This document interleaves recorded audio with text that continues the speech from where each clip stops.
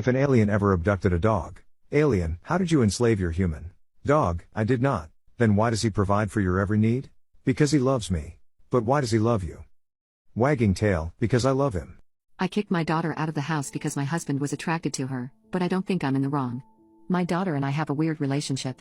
She has been diagnosed with dissociative identity disorder. She has a lot of trauma from watching me and my husband's horrible marriage go down and was bullied in school. When she told me she was being bullied by peers, my view that all children are innocent really tied my hands because I told her that if I said anything to them, I would be an adult intimidating a child. Hence I did nothing to help her out and she was bullied for years. She attempted to take her life because of the bullying, but after that happened I stepped in and tried helping her. She has blamed me for not helping her ever since. She also keeps referring to this one time where the kids at school called her trash due to the fact that she wasn't taking care of her hygiene due to depression. My response was telling her to take a shower and I bought her new clothes. The bullying finally ended after her attempt and when I talked to the principal about it. It ended with an expulsion and a suspension for the ringleaders. I thought that having her live with me while she finishes school and gets a job would help heal some childhood wounds if my second husband and I modeled a healthy relationship. However, my daughter now doesn't get along with my husband. She is a very introverted, creative person who likes immersing herself in escapism. So she'd get annoyed if she was sitting eating alone and my husband would sit across from her and eat, saying she ate later so she could eat alone. However, my husband started acting distant from me and my daughter complained that his eyes lingered for too long. She got very angry and there was a lot of shouting and slamming of doors. Finally my husband admitted he's attracted to her and it's hard to be around her all day. Said she was walking temptation and said that's why he was avoiding having intimacy with me. I was so upset to hear this. The situation has become unbearable. Something would have to give, and I couldn't collect my thoughts with both of them still being in the house. So I gave my daughter money to stay at an extended stay hotel and asked her to utilize her college's emergency financial and housing resources they have for students in need. She responded by storming out and telling my ex, who is now circling social media using it to paint me as the villain of all villains. My wife doesn't know. But once or twice a month after she falls asleep, I order a medium pizza and 8 wings, and I eat them outside in the backyard, by myself, and throw away the evidence before I go back to bed. It's honestly the most exciting thrill that I often daydream about and look forward to. I wake up pretty thirsty and bloated though, lol. Update: I'm going to pull this off again sometime in the next couple days. I'll try to document it with some pictures of all the glory. I ordered a large pizza tonight instead of a medium because of a coupon, but I went with the thin crust. I like regular crust way better. After I polished off the 8 hot wings, I had to tap out after 4.5 pizzas. I was just too full. Anyways, thanks for all the love, smile. Probably won't be doing many more of these, but glad some of you enjoyed partaking in my secret plate night indulgences. Love yourself. Choose to be happy. Even if it means not sharing with your wife. My amazing wife is fantasizing by her friend and husband to do intimate with them like in the old days. I told her to cut them off. I've known this for a long time, but when my wife was younger she had a few sums with her best friend and her husband. This was years before we even met and she told me early in our relationship just so there would be no secrets. I've never had a problem with my wife being around her best friend alone, since the some didn't involve much girl on girl but more sharing her boyfriend. And for that reason, I've had trouble throughout our marriage being around both of them. I just have trouble having a normal conversation knowing that this guy has had sex with my wife. My wife doesn't think anything of it and is completely comfortable. It's just something she did for a little while, then stopped because she wasn't into it anymore once the taboo thrill wore off. She can even talk about it with them as casually as she talks about a concert they went to. However, she doesn't do this when I'm around because she knows it makes me uncomfortable. Anyway, we were all together last weekend, and her friend had gotten a little intoxicated and brought it up. My wife quickly shut her down, but the impression I got was that there had been a lengthier conversation leading up to this that I didn't know about. Later on, my wife told me that her friend and husband had asked if she and I were interested in doing something. They were down for whatever we were comfortable with, but my wife admitted that they really wanted her again but with me watching. My wife knows there is no way in hell I would be down for that, and neither would she. My wife stopped doing that with them for a reason, and that was before she got married and had kids. My wife has told me to just forget they said anything, but how can I do that now? I swallowed being around them when these incidents were well in the past, but now that they are openly lusting for my wife I don't know if I feel comfortable with her, or me being around them. Update: I had a deeper conversation with my wife about her friends, and expressed my discomfort about being around people who are lusting after my wife, and fantasizing about having sex with her in front of me. She said she understood how I felt, but told me that there was absolutely nothing I should be concerned about. To my wife, her friend and her husband are not serious people. They are fun to be around but that's it. She experimented with them in her early 20s but she was a different person then. She was very sexually adventurous in college and right after, and did a lot of things she'd never think of doing now. She said she's a 35-year-old married mother of 2 with a serious career, and she simply isn't interested in behaving like that anymore. Not to mention that she is happily married and loves me. While I understood all that and I do trust her, I told her that my point still stands. I am just not comfortable around them. My wife then asks if we could talk it out with her friends, and if after that talk if I'm still uncomfortable then she will agree to whatever I am comfortable with. So I agree and we meet last night at our house. They both apologize and swear to never bring it up again. But I can tell that neither think of this as a big deal, and from their tone it seems like they think I'm being overly sensitive. So I raise that point and they concede that they do think that I'm being silly. They told me that the time they had with my wife was a very memorable experience, that they wanted to experience it again and simply asked if my wife would be interested in participating with me, or with my approval. They say that they would have been happy to allow me to participate in any way I liked, but did admit that their biggest fantasy was to basically double team my wife while I watched. But my wife had no interest. They confirmed that she shut it down quickly. They brought it up later while they were intoxicated because they figured maybe I would have some interest, and if I did I could convince her to do it. My wife's friend then says that once I let go of my inhibitions she guarantees that I would enjoy myself. How they think I would enjoy any experience that involves someone else f***ing my wife, whether I am actively involved or not is beyond me. I am about to say this when my wife jumps in. She tells them that I will not be enjoying anything. She says she's not 22 anymore and has babies asleep upstairs. She tells them that neither of us will be f***ing anyone else and she thought she made that very clear. It got a little awkward after that and they left shortly after. My wife hugged me when they left, and said she was sorry for asking me to talk with them. That was not how she expected that to go. We talked a little more and she admitted that hearing their stories is a fun escape,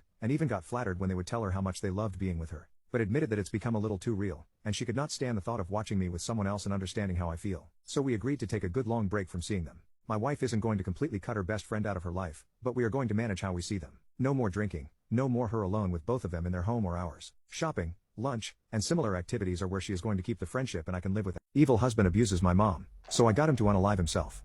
When I was 9 my mom met a man who for the sake of the story we'll call Jay. Jay was an unremarkable man. He was a chef from New York living in South Philadelphia at the time. My mom being emotionally unstable, she decided to give him a try after lots of past relationships not working out because she seriously has a bad taste in men. I feel it is a good time to mention my dad is dead from a drug overdose, so my mom was desperate for someone to be that guy who is good for her and me. She gives Jay a chance and out of nowhere boom Jay has cancer. Came out of the blue and my mom's heartstrings were pulled by him and she was attached to him for good. I was 9 at the time so of course I was a stupid kid who never thought my mom could be wrong. Well I didn't notice her getting black eyes, but my grandfather did. So one day at a corner store in my neighborhood he decided to beat Jay black and blue. He was stuck on the couch for days and looking back it brings a smile to my face. But he convinced my mom that my grandmother manipulated my grandfather to beat him up so we would have to move. After an intervention was held my mom had actually decided to move. We packed our things in our van and I held my 90-pound Rottweiler on my lap and we moved to effing Florida. I'm gonna admit, life kinda sucked here. For 5 years I was stuck in such a dumpster fire of a state with no family support. My mom was abused daily and I was mostly mentally abused. I also lost my great-grandmother at this time and I wanted to go back to Philly for the funeral but Jay said no. Eventually in 2021 my mom left Jay and then the worst night of my life happened. I was still in Florida, shocker, and I went trick-or-treating with a younger friend. At this point in time my mom was paying for Jay's new apartment because she just wanted him gone. Well he broke into our apartment, took my puppy for a walk and then smashed everything. My mom decided that instead of calling the police she would confront him, alone, with me. So we went and as a precaution my mom had a knife on her. We went and when we got there was a girl with Jay. A fight ensued and I called 911. I also beat the everlasting poop out of Jay. Unfortunately my mom couldn't see that and thought Jay was winning, so she stabbed him. It was non-lethal, since his fat got it and he didn't even have to go to the hospital. When police showed up they gave a good look to my mom with choke marks from the fight and arrested her for assault and breaking and entering. Well the trial came and went, and my mother got off the hook but she will be a felon until the completion of a program. So we left him in Florida and decided to move back north to New Jersey. I know my mom breaking up with Jay was due to me because I pushed hard for it. Life continues. But November came around and I received news that made me burst out in laughter. Jay's sister came forward and told us he shot himself in the head. I even read his suicide note and everything. I ruined his relationship with my mom and karma came back. My life goes on, but he died unloved and alone. What are some psychological facts that people don't know? Your body reacts as your mind thinks. Whenever you are sick, if you think negatively, your immune system becomes weak. If you stay positive, it will boost and you will feel better soon. A person usually makes a lot of hand gestures while telling the truth. When it's a lie, the person's hands will be noticeably still. Smelling an orange can reduce stress by about 70%. You are more likely to achieve your goals if you keep them a secret. While talking to someone, if you use their name, it will make them like you. Once you really accept your flaws, no one can hurt you using them. Most of your problems are due to 2 reasons. You act without thinking, or you think without acting. Most of your problems are due to 2 reasons. You act without thinking, or you think without acting. In order to be a good liar, you need to convince everyone that you are a bad liar. If you don't ask, the answer is already no. If you ask, then there's a chance that you'll get a yes. It doesn't hurt to ask. When apologizing to someone, replace the word but with a pause. It allows you to explain yourself while still sounding wholehearted.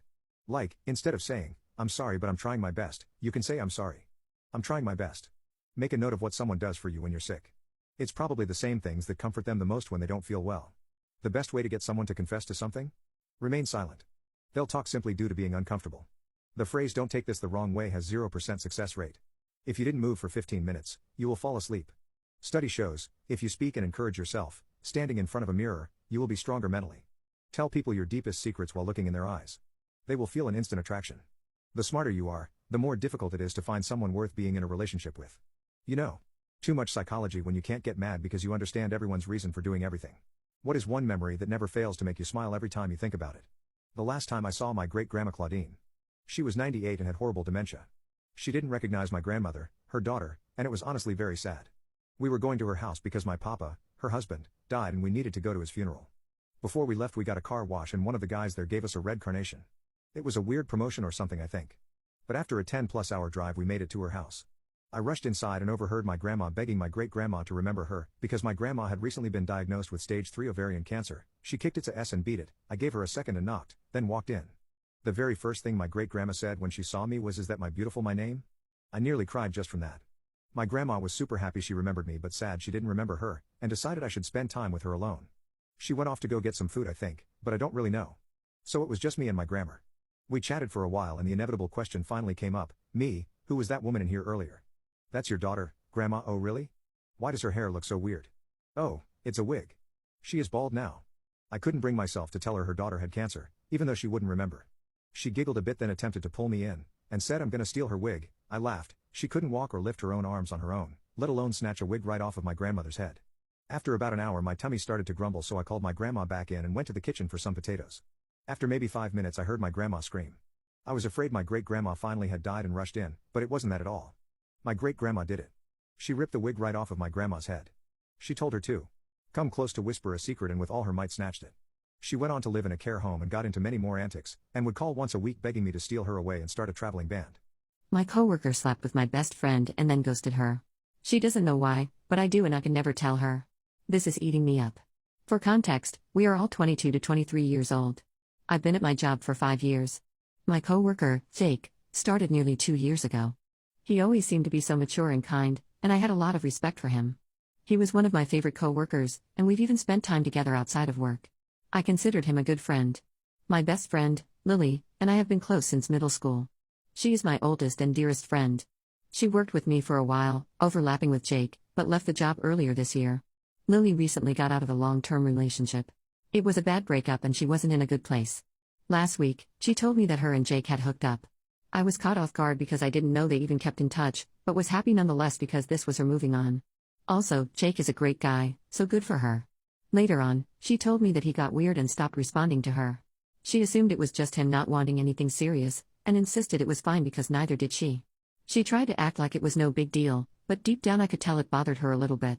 I contemplated bringing it up to Jake at work, but I didn't even need to because he did. Turns out the real reason is her body. Not only did he say that, he rambled on about it. He told me he was so ashamed and that it was a moment of weakness. He said that he doesn't remember her looking like that and that he has more respect for himself than to ever do that again. What broke my heart the most was when he said he tried to get in and out as fast as possible so it would be over. This stuck out to me because Lily was insecure about sleeping with someone new for the first time in years and told me that his speed made her feel better about herself. I'm not here to talk about her body, but even she knows she has put on weight. We're talking 15 to 20 pounds. It was a point of contention between her and her ex and something she is still very insecure about. I find her beautiful and don't even think she looks much different than she did at 16. But regardless of Jake's thoughts, to speak about a woman in that way is just despicable. Let alone to her best friend. This is just such a sick situation I've been put in. Lily has brought it up once or twice since then, still bumming about the abrupt ghosting. More than anything she is just confused, but she will never know the truth if it's up to me. She is starting to forget about it, and I am starting to distance myself from Jake. I'm still trying to process the whole thing, but it feels so good to finally get it off my chest. I missed anniversary dinner with my girlfriend because of work. How do I explain to her that she is in the wrong? I really need help here. My girlfriend is being irrational. I was let go from my old job almost a year ago because I had trouble with time management, anger management and deadlines. I have ADHD and autism, so this isn't a new problem, but it did make me realize I need to hunker down if I want to have a comfortable living. I have been at my current job for about a month now and obviously I want to impress. Last night, my boss asked me to stay late to help finish up a portion of a project. I ended up staying much later than I had planned and finishing the whole project. My boss was thrilled and I was proud of myself. However, my girlfriend had planned to cook a special dinner since it was our anniversary, but since I stayed late, I wasn't able to eat with her. I was in the zone so I didn't text or call her, but I thought it would be fine since we weren't going anywhere and she was just cooking at home. I was in a good mood when I got home but I was tired, so I was hoping my girlfriend would just heat up my food and talk to me for a bit and then let me go to bed. However, she was in a horrible mood and barely said a word to me. I felt like she was trying to guilt me for doing good work and I didn't appreciate that or want to be around her bad energy, so I stayed the night at my mom's house and didn't see her until getting back from work today. She was in a better mood, but I still wanted to address the issue. I told her that it wasn't okay for her to try to make me feel guilty for working hard, especially when she knows that I struggle with it due to my ADHD. I also said she should be grateful that I'm working hard for us and that if that's her reaction to me advancing in my career, then she may be a narcissist or codependent. I wasn't trying to accuse her or make her feel bad, but I think it's important to address the issue going forward in our relationship. However, she is very upset with me. I am staying in my mom's house right now because I need space from her. Update: my fiancé gave an ultimatum to not use the gym because it makes him insecure. We're no longer together as of now. When I asked if he wanted to talk again, he asked if I changed my stance, and I said no. That made him say we had nothing to talk about, and he said it was best to call things off. I've talked to my parents since my post, and they've been helpful with canceling everything. My ex-fiancé didn't make canceling difficult, but it's been really hard since. I wanted to update sooner, but I honestly wasn't in the mood. I've honestly struggled to do much since the breakup, but I understand that it was for the best. I've been unable to get out of bed on some days, and I used a lot of PTO to take time off. I want to get therapy, but I've been unable to find one that accepts my insurance so far, and I don't have a full-time job. I have full-time hours some week, but hours are really inconsistent. Performing also brought in a bit of my salary too, but I haven't had the motivation to practice either. I've kind of been depressed thinking that I'll never get married, although I know that that's not true because I'm young. It's just been tough because it's the second time someone has done this to me because of what I practice, and it's honestly tiring. It's all I could think about when I tried to practice recently, and I'm not sure if I should hide my passion for my next partner. I don't think I should because I shouldn't have to hide it, and the odds are probably low of the next person being the same. It's just the second time that it's happened because of contortion, and I'm open to any advice on how to get past that mindset while I'm looking for a therapist in the meantime because it's been hard to perform gigs with everything going on mentally too. It's a rule for myself that I made in high school, and others in my circus studio have similar ones. Depending on their apparatus, performers sometimes have separate Instagrams for their circus arts that are separate from their personal accounts because many creeps will send lewd DMs regarding our performances/flexibility, and it's fairly common to get some from time to time. Unfortunately, I even received a lewd DM on Reddit yesterday after mentioning I practice contortion. But my rule is basically that I don't lead with telling people I practice hand balancing/contortion because of people like my ex-high school boyfriend/other lewd jokes people would make in high school too. I posted here for advice because I still wanted advice, and many of the responses have been really helpful/encouraging, so I don't regret it. I still practice regardless because people will do this to anything, but I'm still careful about who I tell and only after I know I can trust someone. My entitled husband thinks he should get the new vehicle rather than fix our house, and he says that we can use our tax refund as a down payment on the new vehicle. I bought my car new and have had it for 10 years, since before my husband and I met. When my husband and I met, he was driving a junker. After we were married, I co-signed with him so he could get a better vehicle. We have since bought a house and had a child. Our house needed a major fix shortly after purchase, so I forfeited what was going to be my new car money, and took out a loan to make the repair. I found out I was pregnant around the same time and gave birth early last year. I pay all of the daycare costs, $400 and $500 a month, and do all of the afternoon pickups. My husband does the morning drop-offs. My husband just totaled his car. It's under my policy, so I'm dealing with all of that. We have a very temporary rental, and are waiting on insurance to let us know the next step and possibly cut us a check. The plan as of now is to use the check to pay off the remaining balance of the totaled car's loan, and use the rest as a down payment on a new vehicle. However, we are at an impasse. I think that I should get the new vehicle since I forfeited my new car money already, and am driving an aging vehicle. He thinks he should get the new vehicle since he is uncomfortable in mine, and he says that I can use our tax refund as a down payment on a new vehicle for myself if we have no major house repairs. We need a new roof and need to start upgrading the windows, and I don't think we should have two car payments going at the same time. He doesn't think it's fair that we should have to take turns getting new cars. This would be his third vehicle since we met. I feel like I could be the sole in this situation because my credit is better than his, and he will need my co-signature to get a new vehicle. At some point, I realized that I felt like a married single mother. We are getting a divorce. We are living with family now and my son has blossomed into a happy, talkative toddler. Since I paid all of the car insurance, I received an incredibly generous check for almost $8,000 after the total car was paid off. I sent $7,000 to my now ex so that he could get a vehicle without me. He got his own car insurance as well. I'm still covering his health insurance until everything is finalized. I'm still driving my old car, and keep hoping that it lasts me a while longer. I got a new job with a great raise, but my daycare costs doubled when I moved, so everything sort of even out. I hope to get a new vehicle this year though. If I thought the argument over a new car was tough, the argument over the house we shared and child support has been an entirely different breed of tough. I have a wonderful attorney though, and he has been an excellent source of advice. All in all, my son and I are absolutely thriving and happy. I feel like an enormous weight has been lifted from my shoulders and I look forward to our future. I opened my marriage and now I lost her. I ruined my own family. My wife and I had an extremely good marriage. We'd go on dates, communicate well, etc. Our bang bang life was one of the legends. We'd be effing nearly every day. Then, one day it just stopped. She wouldn't touch me, she wouldn't look at me, and I would get blue-balled every single day. I tried everything, seducing her, waiting on her terms, taking her out on fancy dates, etc. She wouldn't do anything. I eventually gave up and was in an intimacy-less marriage for months. I was in a hopeless place. I felt like I was going to lose her. She was present emotionally, but only sometimes. She would brush me off any time I begged her to tell me why she didn't want me anymore. I was so paranoid that I thought she was cheating on me. I'd check her phone every night after she went to bed. There was never someone on her phone, and I felt like a jackass every time I checked. One day, I just broke. I begged her to open our marriage so that I could stay with her but still be satisfied. Other women wouldn't be the same as her, but her low intimacy drive was driving me insane. We hadn't had intimacy in months. She said it was fine, and after some convincing, I felt like my world was finally getting good again. I would go on dates with random women from Tinder and bring them to our basement. It was perfect for a while. Then she started dating someone. She would be gone every Saturday night, coming back at times like 4 a.m. Our son would ask for her every night, and I would tell him mommy was on a little trip with her friends. She wouldn't hold me at night, she wouldn't kiss me anymore. Our marriage was becoming the thing I feared. We were starting to get into a loveless marriage. My wife told me she would be gone Thursday night because she had something planned with the guy. I figured that meant she'd be home Friday morning.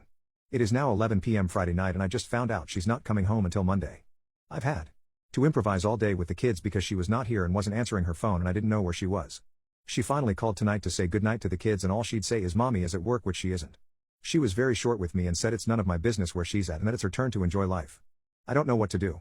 My gut is saying that I have to either divorce her, or close the marriage again. She's supposed to be mine.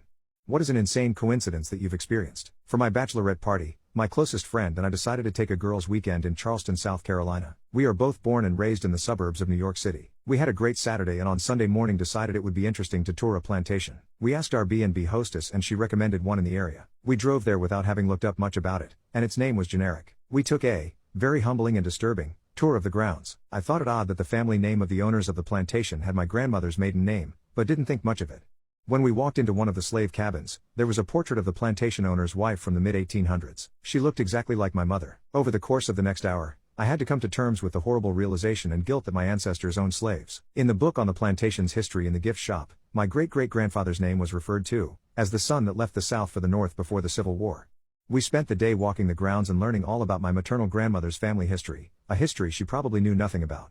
Of all the gin joints in all the world, we randomly chose to tour my own family's plantation. My girlfriend gave her number to another guy. My girlfriend and I have been together for 4 years. We were hanging out one night, and she got a little suspicious as to who I was texting.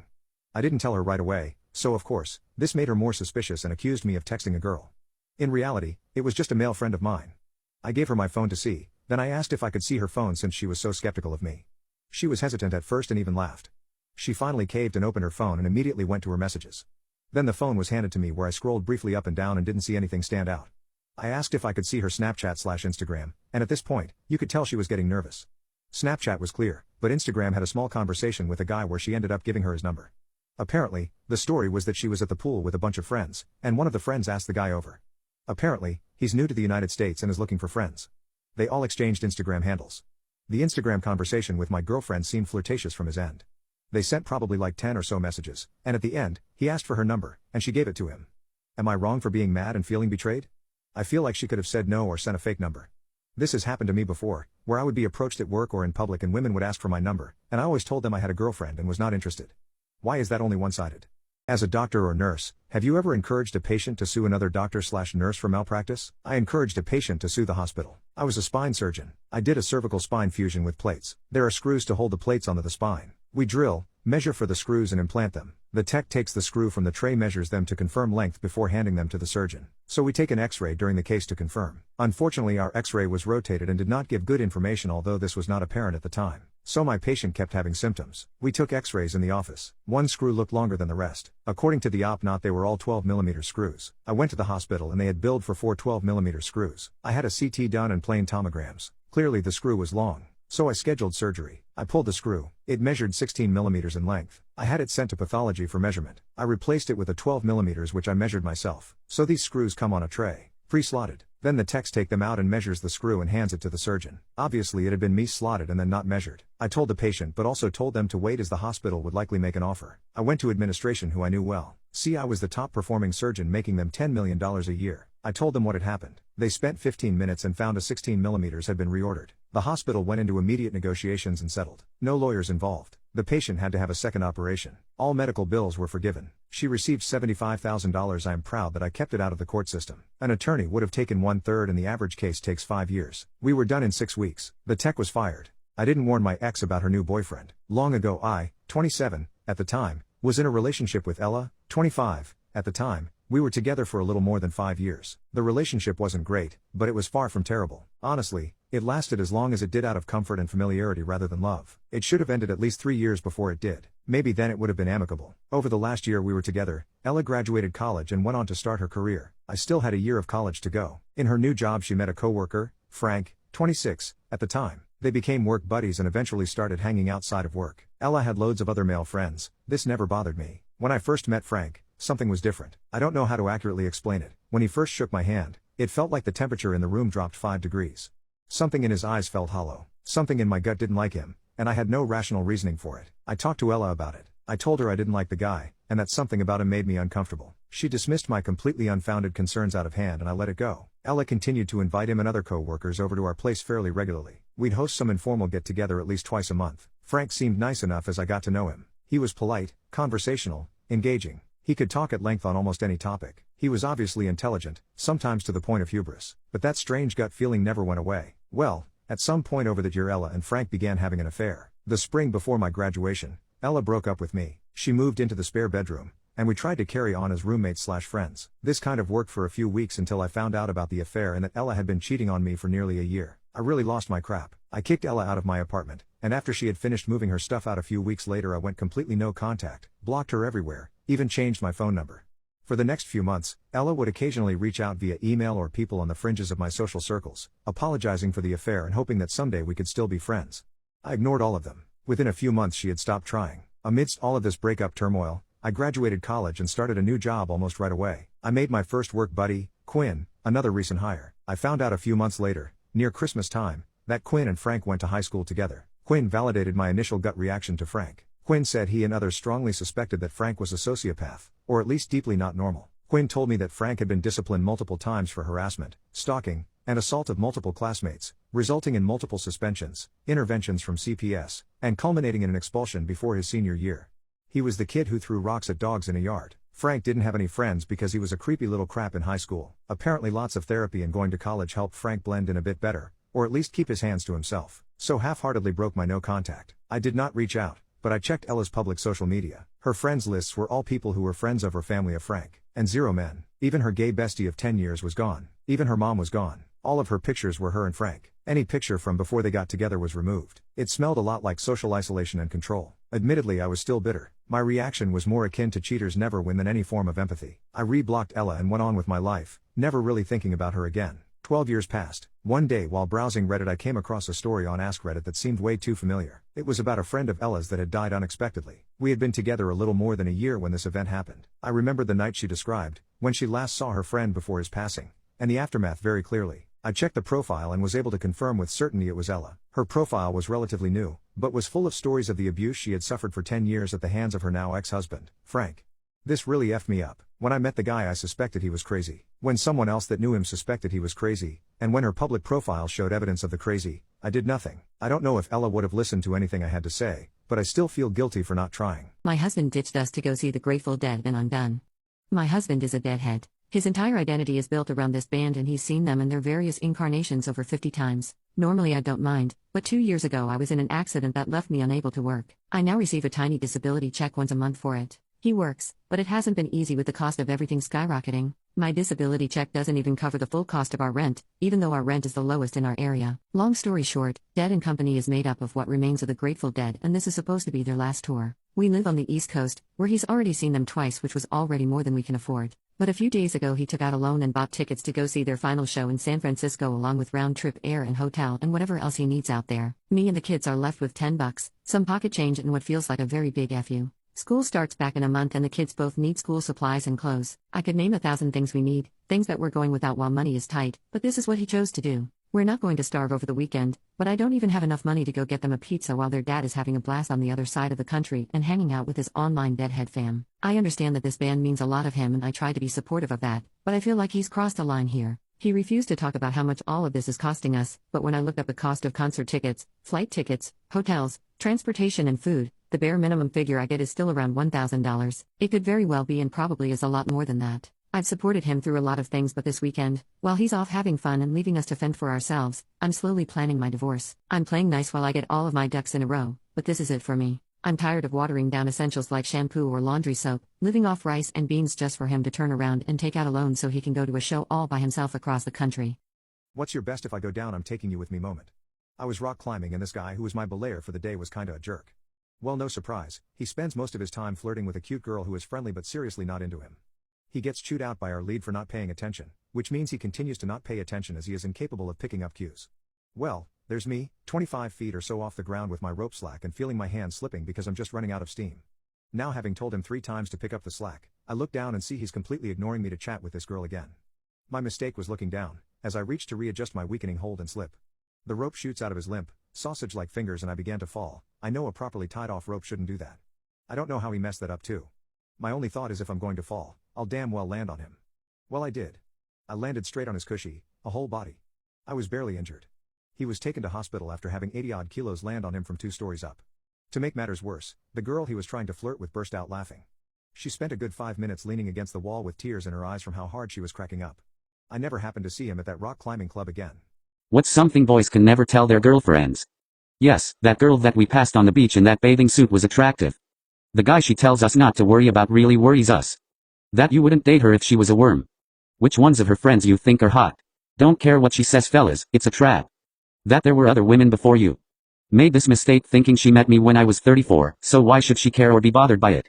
Fast forward 3 years, and I ended up breaking off my engagement by text because her jealousy finally caused me to snap. What's the craziest thing you've done to get back at someone who stole from you? A group of friends were having a wild night at a house party when they realized some of their stuff had gone missing. Furious, they decided to go out and hunt down the thief who had taken their stuff. As they walked down the street, they spotted the bastard with one of their bags strapped to his back. They shouted at him but he took off running into the woods nearby. One of them had a rope in their car so they quickly ran back and tied up the thief like a goddamn caterpillar before hoisting him onto a lamppost nearby.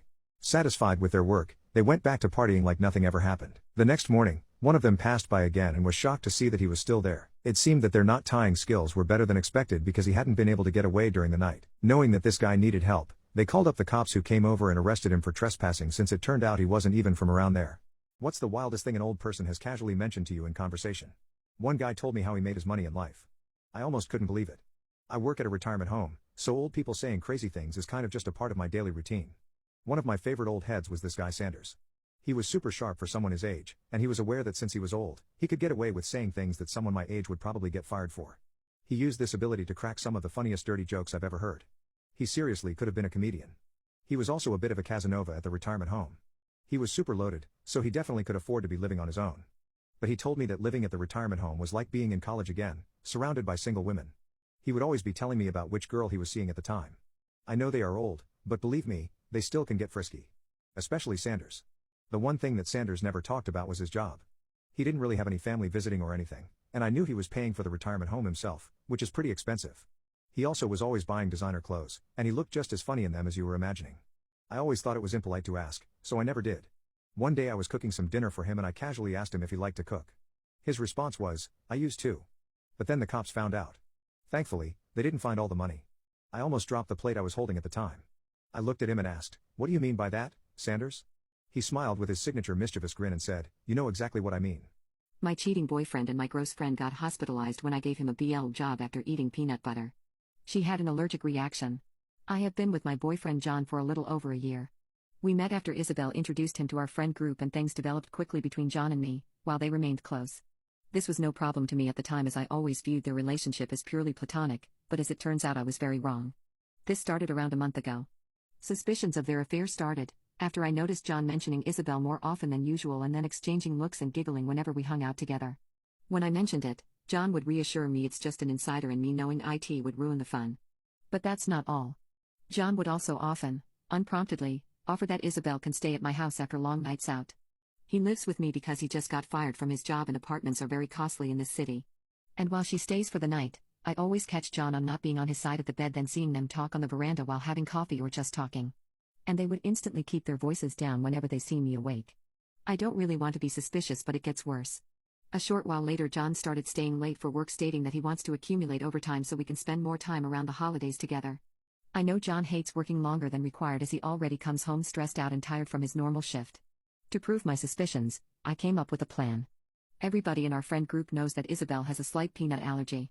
We have seen her allergic reactions and they're definitely not fun, but they also aren't life-threatening. It is only facial swelling and redness. So last week while grocery shopping, I bought some peanut butter under the pretense that I wanted to try out a recipe I saw on TikTok. 2 days ago, John and I got up in the morning and during breakfast he exclaimed that he would be working late again. This is when I took the peanut butter out of the cupboard and ate 2 slices of toast with lots of peanut butter. Before he left, I offered to perform oral intimacy on him, explaining it with only seeing him very late in the evening and not being able to wait until he's back. He happily agreed and I went down on him before he went to work. This is when the fallout happens. Later that evening, the group chat informs that John and Isabel have been hospitalized. John is bombarding my phone with messages and calls accusing me of poisoning Isabel on purpose. Since I never eat peanut butter or blow him in the morning, he must have put 2 and 2 together. He said that I could have unalived her for something I should have talked to him about. I don't feel like this was something I needed to be mature about and talk it out. Since Isabel and I have been close since elementary school, she betrayed my trust even more than John did. She deserved my revenge. I was forced to betray my best friends and destroy their reputations. When I found out what they planned to do, I knew they weren't my friends anymore. I made sure they would never try something like that again. Growing up, I was a bad kid. I didn't care about anyone but my friends. Jay, Daniel, and Bruce. We used to steal from stores and family, swear and throw things at random people walking down the street, and we were smoking from the age of 12. They were my real family. Or so I thought. When I was 16, my parents had finally had enough of my behavior and I was sent to a school for troubled youth. It was more of a military institution that taught discipline in the most brutally effective ways you can imagine. And it worked. By the end of my second summer, I was a different kid. These people taught me that real men simply don't act the way I did and that the path I was headed down would lead me to jail or to my grave.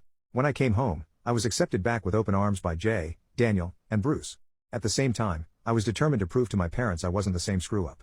So I followed their rules and thus only really talked to my friends during school and football. One day after practice, I came into the locker room to see my 3 friends alone, chatting and laughing. I joined in on the conversation and it was going fine until my friend mentioned a college party they were planning to crash. They were saying they've been doing it for a while and it was great because of the easy girls and booze. I was hesitant about it because I didn't think my mom and dad would agree to let me go. But then Jay started talking about this girl from our school he was planning on inviting. He started to tell both my other friends and me that he'd been trying to get her into bed for a while, and she kept making excuses. So he planned on bringing her to the party and doing it with her there. When I asked him, in a joking way, "What makes you so sure she won't reject you again?" he looked me dead in the eye and said, "In all seriousness, I'm just going to slip something in her drink. It'll loosen her up, no problem." At first I just kind of awkwardly laughed, thinking it was some kind of messed up joke. But they weren't laughing with me when I asked him if he was serious. He told me he was sick of her games and knew she was just stringing him along. "It will make things easier." I couldn't believe my ears. I felt ill. I excused myself from the conversation pretty quickly and practically bolted home. I spent the whole night convincing myself my friends were just messing around. A few days later, during yet another after-school training session, we all ended up last in the locker room. Jay did something I never would have expected in 1,000 years. All 3 of them had been talking about the party this whole time. When Jay began rummaging through his gym bag, he said, "Look at this," and tossed Daniel a bag with small pink capsules inside. Immediately I felt the blood drain from my face. I couldn't stop thinking, oh my god, this is real. They weren't joking. It's hard to describe how I felt in the moment when Jay began describing in detail what he planned to do. I was sick. I couldn't take it. And again, I ran off. I actually did end up puking later that night, going over and over in my head, what the hell I had just witnessed. I almost couldn't believe it. These 3 boys have been my friends for 15 years. I thought of them as my own family. I thought I knew them better than anyone. But 1 year away in this, I actually broke down crying that night. I'm not ashamed to admit it. What I am ashamed of is how long it took to actually get a grip and handle it. I knew I should have told someone, but in some messed up way, my loyalties were still screwed. Don't crucify me for it. I know now what I should have done. But I was 17, and these were my best friends. I didn't want them to get into trouble, but at the same time, I knew I couldn't let this go down. So instead of reporting all I heard to an adult, like anyone else would have, I decided I'd sort it out all on my own. I went to Jay and told him not to do what he had planned. I told him it was stupid and dangerous and would ruin both his life and the life of the girl. He got right in my face and told me that the school I got sent to had turned me into a coward. Then he said something I'll never forget. He told me word for word, "I'm doing her a favor. I'm going to show her what being with a real man is like. After this, all she'll want to do is thank me for saving her." I saw red. Without thinking, I punched him straight in the nose. We fought for a bit and ended up getting suspended for fighting. I couldn't believe it. I was seething. My best friend had just told me he was going to victimize an innocent girl at a party, and I was a coward for not wanting to join in. I was disgusted and sickened to my core. Most of all, I was done with him.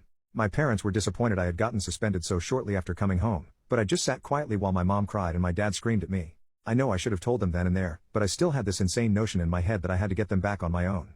After a weekend of being grounded, I went back to school and the first thing I did was seek out Jay. Daniel and Bruce were standing with him. I forced myself into doing something that disgusted me then and still disgusts me now. I apologized to him. I told him I was sorry I hit him and that he was right.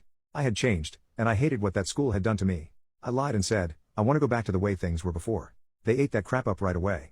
Jay and I even hugged it out, and I put the cherry on top when I told them I'd be coming to the party. My first course of action was recording them whenever we were alone. I wanted to get everything they said about the party and the girl they were planning on victimizing on tape. I knew I needed some kind of proof, or it would just be my word against theirs. After a few days, I had more than enough to end things there and then. I wasn't done there though.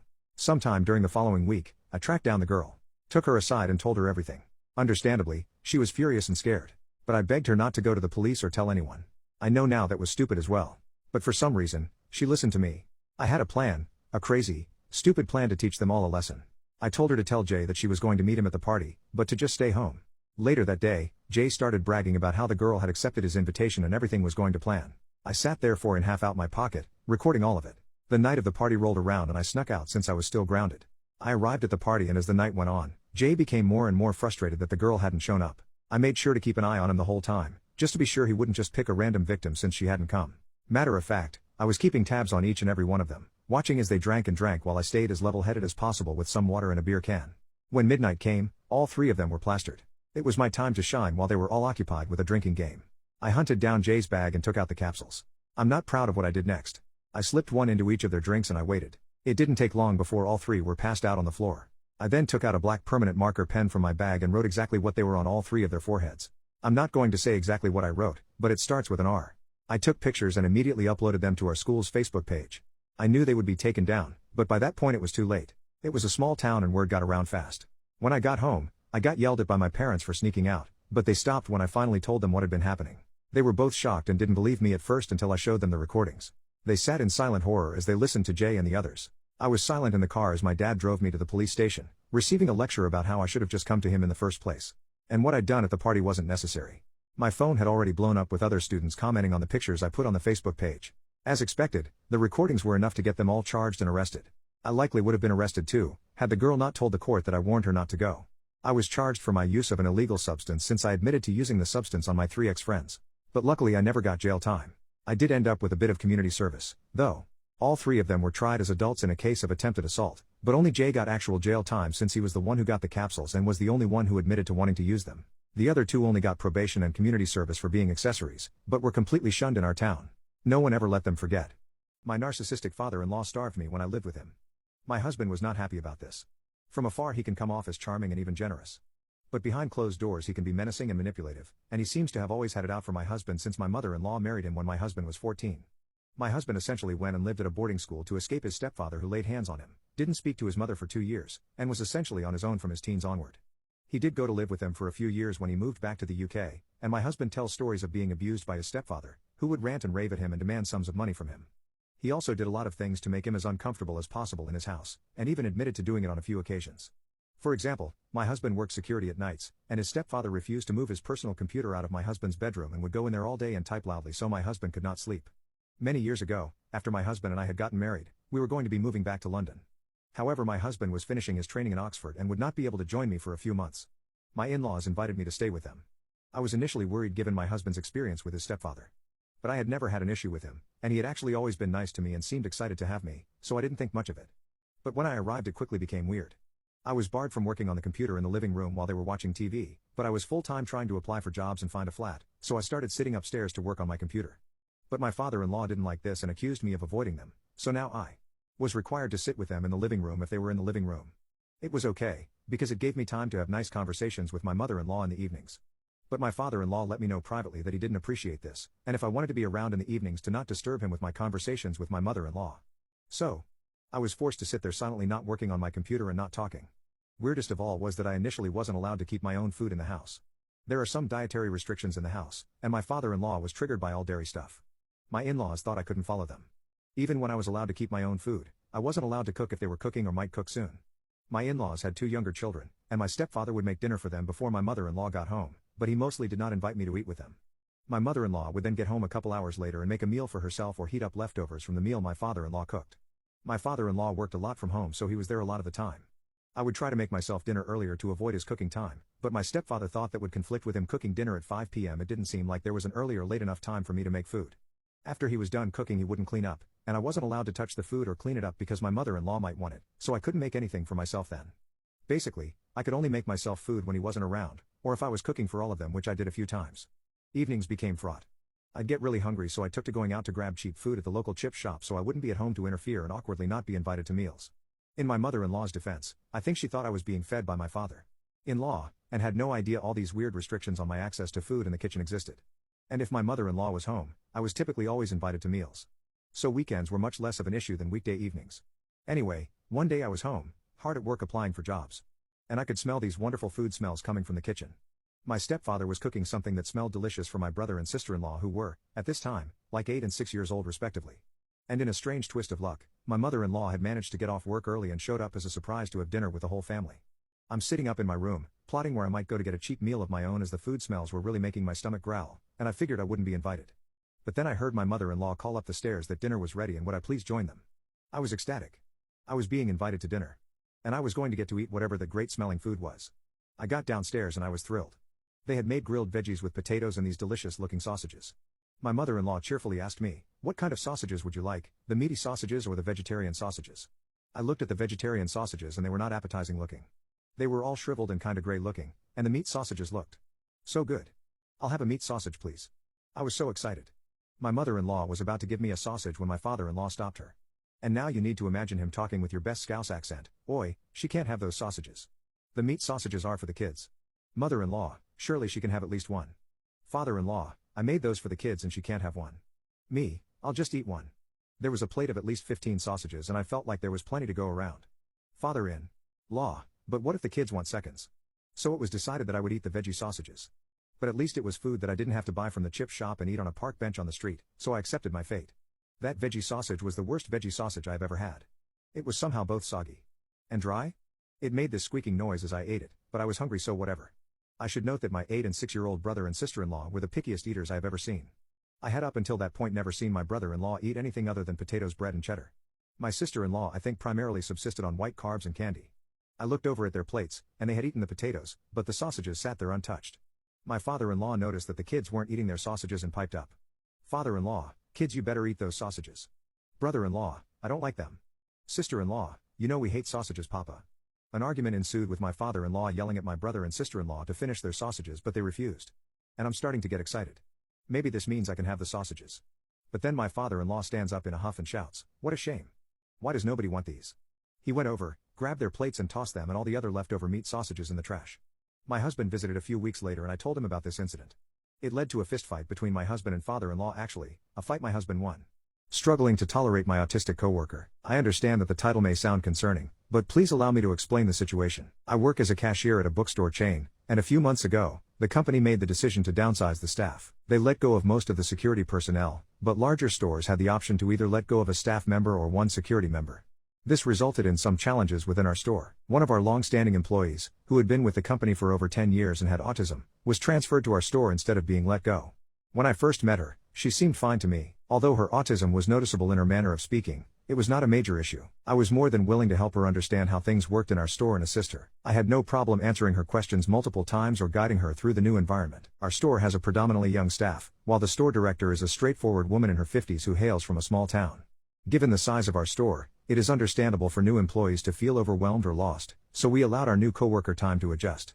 However, over the course of a month or two, we started noticing some issues. Initially, it was small things like her rearranging the children's section without informing anyone. This caused frustration because she didn't update the book addresses in the system, making it difficult for us to find specific books. Additionally, she wanted to sort the section alphabetically instead of by common themes like dragons, space, and fairies. We told her that it was okay but to discuss changes with us next time. This type of situation happened a few more times, but we brushed it off. Another incident involved a robbery. On a Saturday, someone tried to steal manga by hiding it under their coat. As we typically encounter such incidents, most of us would confront the individual, and they would often return the stolen items. However, our coworker approached the person, asked if they needed help, and walked away as if nothing happened. I understand the hesitation to confront thieves, as I have my own nightmares about past encounters. However, the issue here was that she didn't inform anyone about what happened, leaving other staff members unaware. It was only discovered when we reviewed the security footage. These were significant concerns, and it led us to be more vigilant about her actions. Additionally, there were smaller issues, like her not flushing the toilet and leaving the rim wet, interrupting colleagues' lunch breaks, and continually asking cashiers about the location of items in the office supplies section, even when they were serving customers. Personally, what frustrated me was her lack of listening. It could be due to my younger age, her diagnosis, or other factors, but she often disregarded my requests for help. We recently started a preschool program, and each day we receive shipments of supplies, including books, office supplies, food, hobby materials, and souvenirs. Sometimes, we receive an overwhelming quantity of copybooks, around 1,525 boxes. As there are only 4 to 6 people per shift, including cashiers, the store director would assign one of us, usually me, to assist with unpacking and organizing the shipments. Whenever I asked our coworker, A, to check if there was space for the copybooks, she would say she would check but never return. This left me to sort and distribute the boxes, pack up excess stock, label everything correctly, and then transport it to the back room. All the while, I also had to manage the cash register queue. I am genuinely exhausted and frustrated with the situation. However, I am conflicted because I understand that her behavior is influenced by her autism. While I recognize that most of her actions are not intentional, it doesn't make it any easier for me or my colleagues to deal with the challenges. If you have read this far, I sincerely thank you for your attention. I hope my feelings don't make me seem like a bad person in your eyes. What is the scariest story you know that is 100% true? I would call it creepy more than scary, but my mom's friend had a small house and lived alone. She noticed weird things.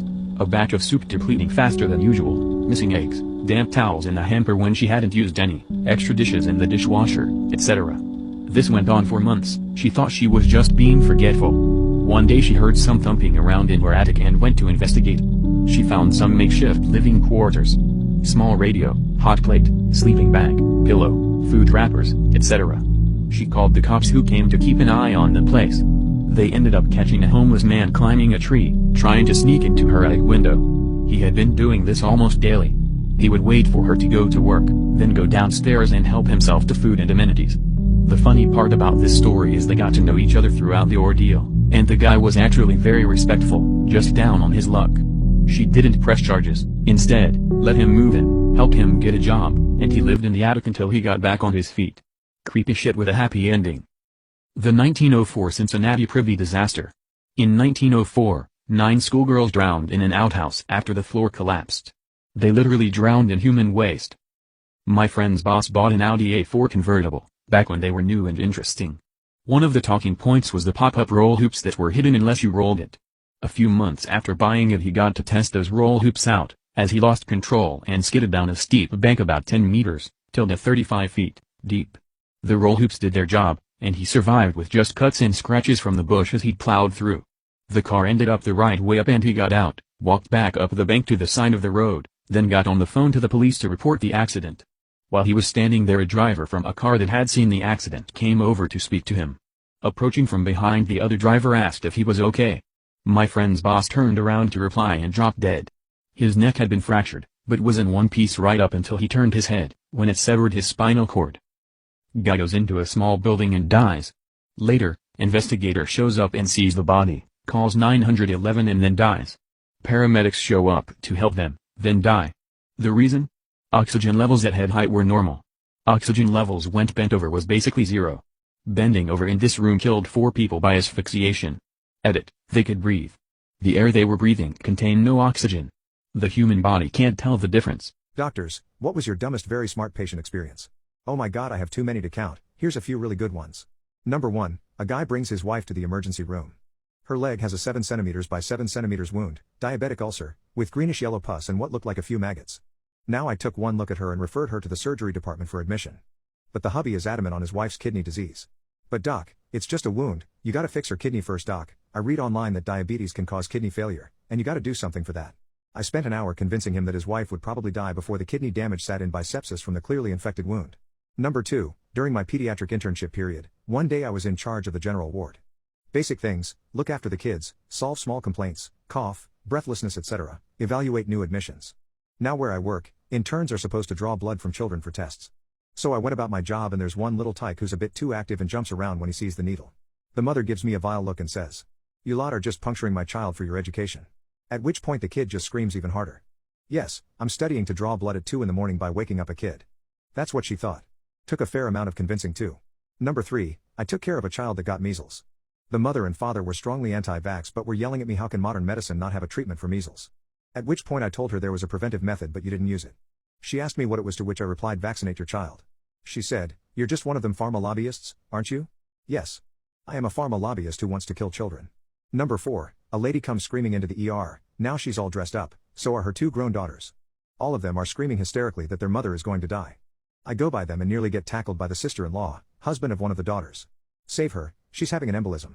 Shaken, I examined the lady, asked her where she was coming from, a wedding, that explained the dress, she apparently had a bit too much of potatoes. A shot of pantoprazole later, her embolism is gone. She had a bad case of fart embolisms. One thing I will never forget is how I learned never to be mad at a patient. Now this was when I began as an intern. A patient had intestinal obstruction. We inserted a nasal feeding tube as the patient could not have anything perorally before the surgery.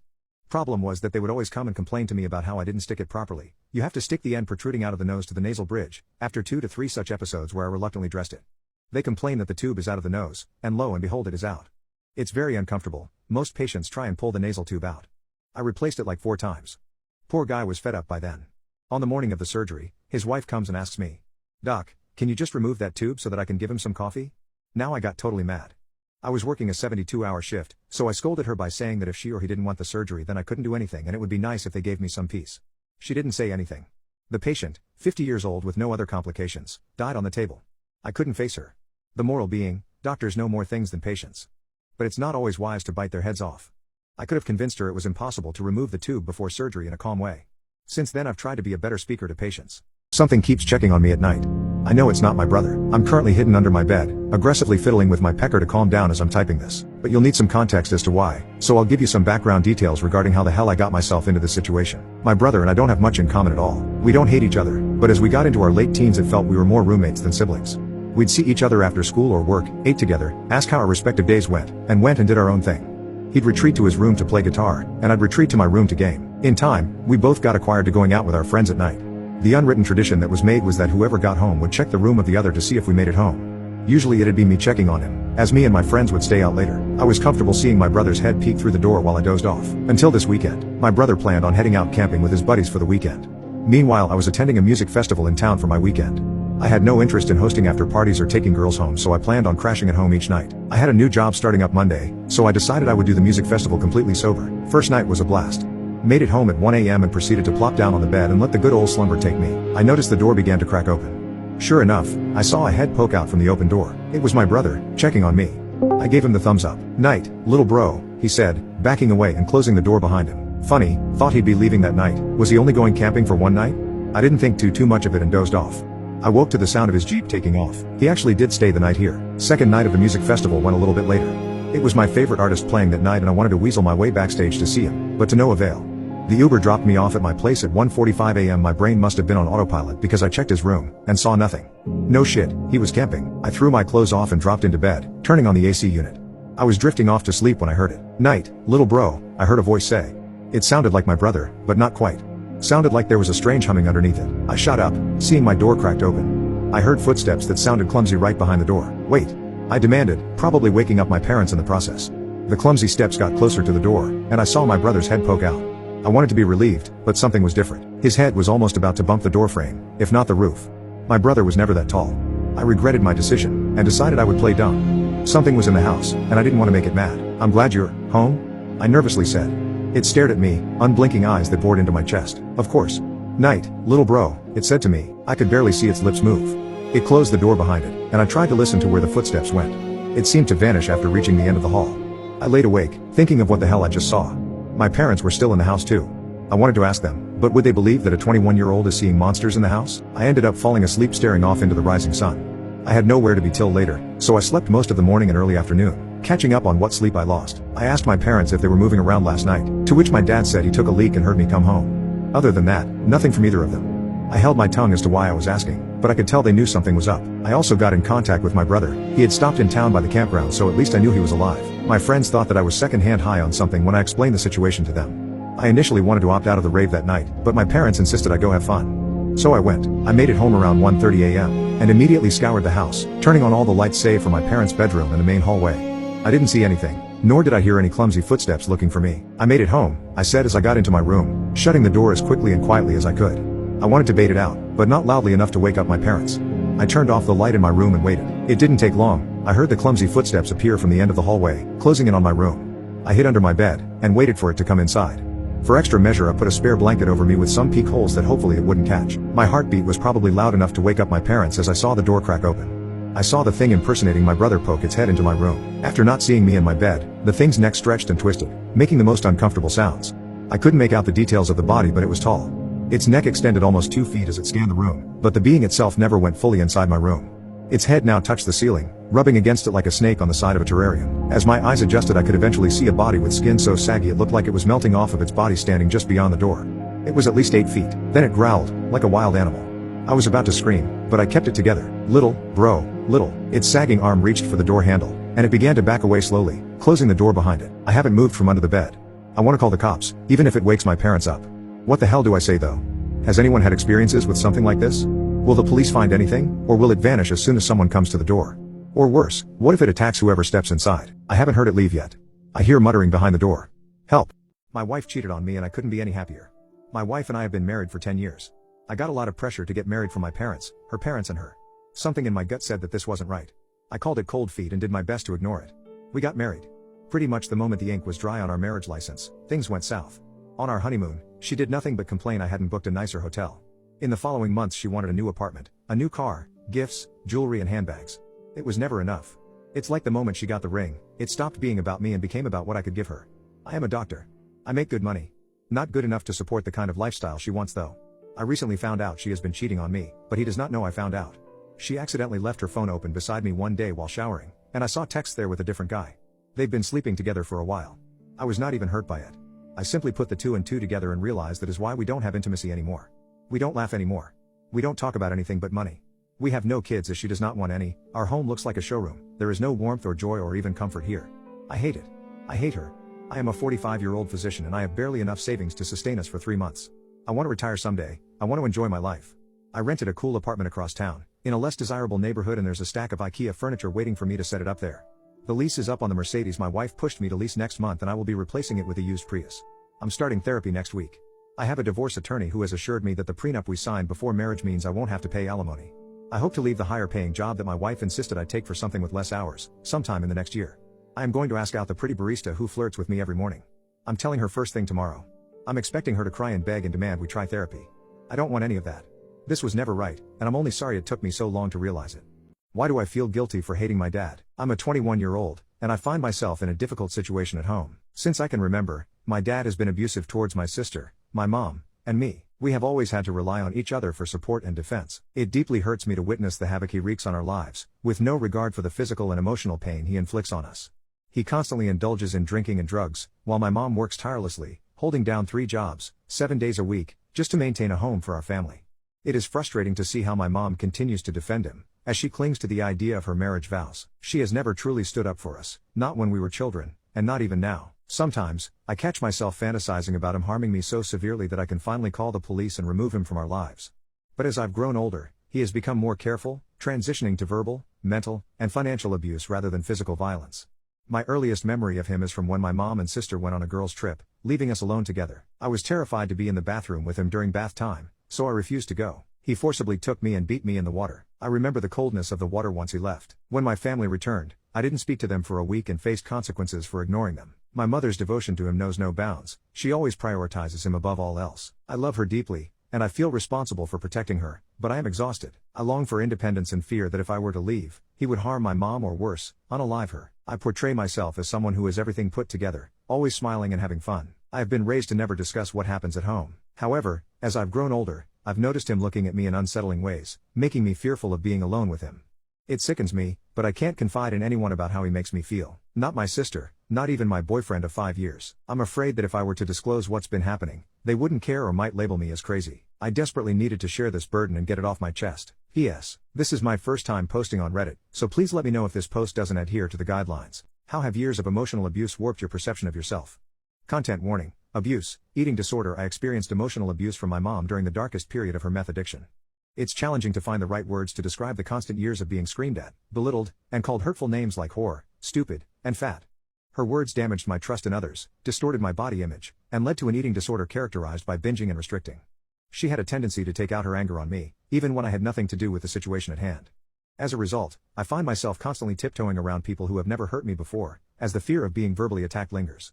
The most confusing part is that, even as a 19-year-old adult, I still yearn for a relationship with my mother. Not because I truly love her, although I'm unsure about my feelings. It's just unsettling when the person who carried you for 9 months, the very person from whom you are made, becomes your abuser and tears you down from a young age. It's difficult to comprehend why she couldn't show me love, support, or kindness. I understand that she endured severe abuse during her own childhood, but that doesn't excuse her actions. I also know she lacked a relationship with her own mother, but that is not a justification either. My brother has distanced himself from her, and witnessing her tears over not seeing him or her grandchildren places a burden on me to maintain a connection with her. I was the first person she saw when she woke up from a terrible car accident that nearly took her life. I took care of her, bathing her, changing her clothes, brushing her hair.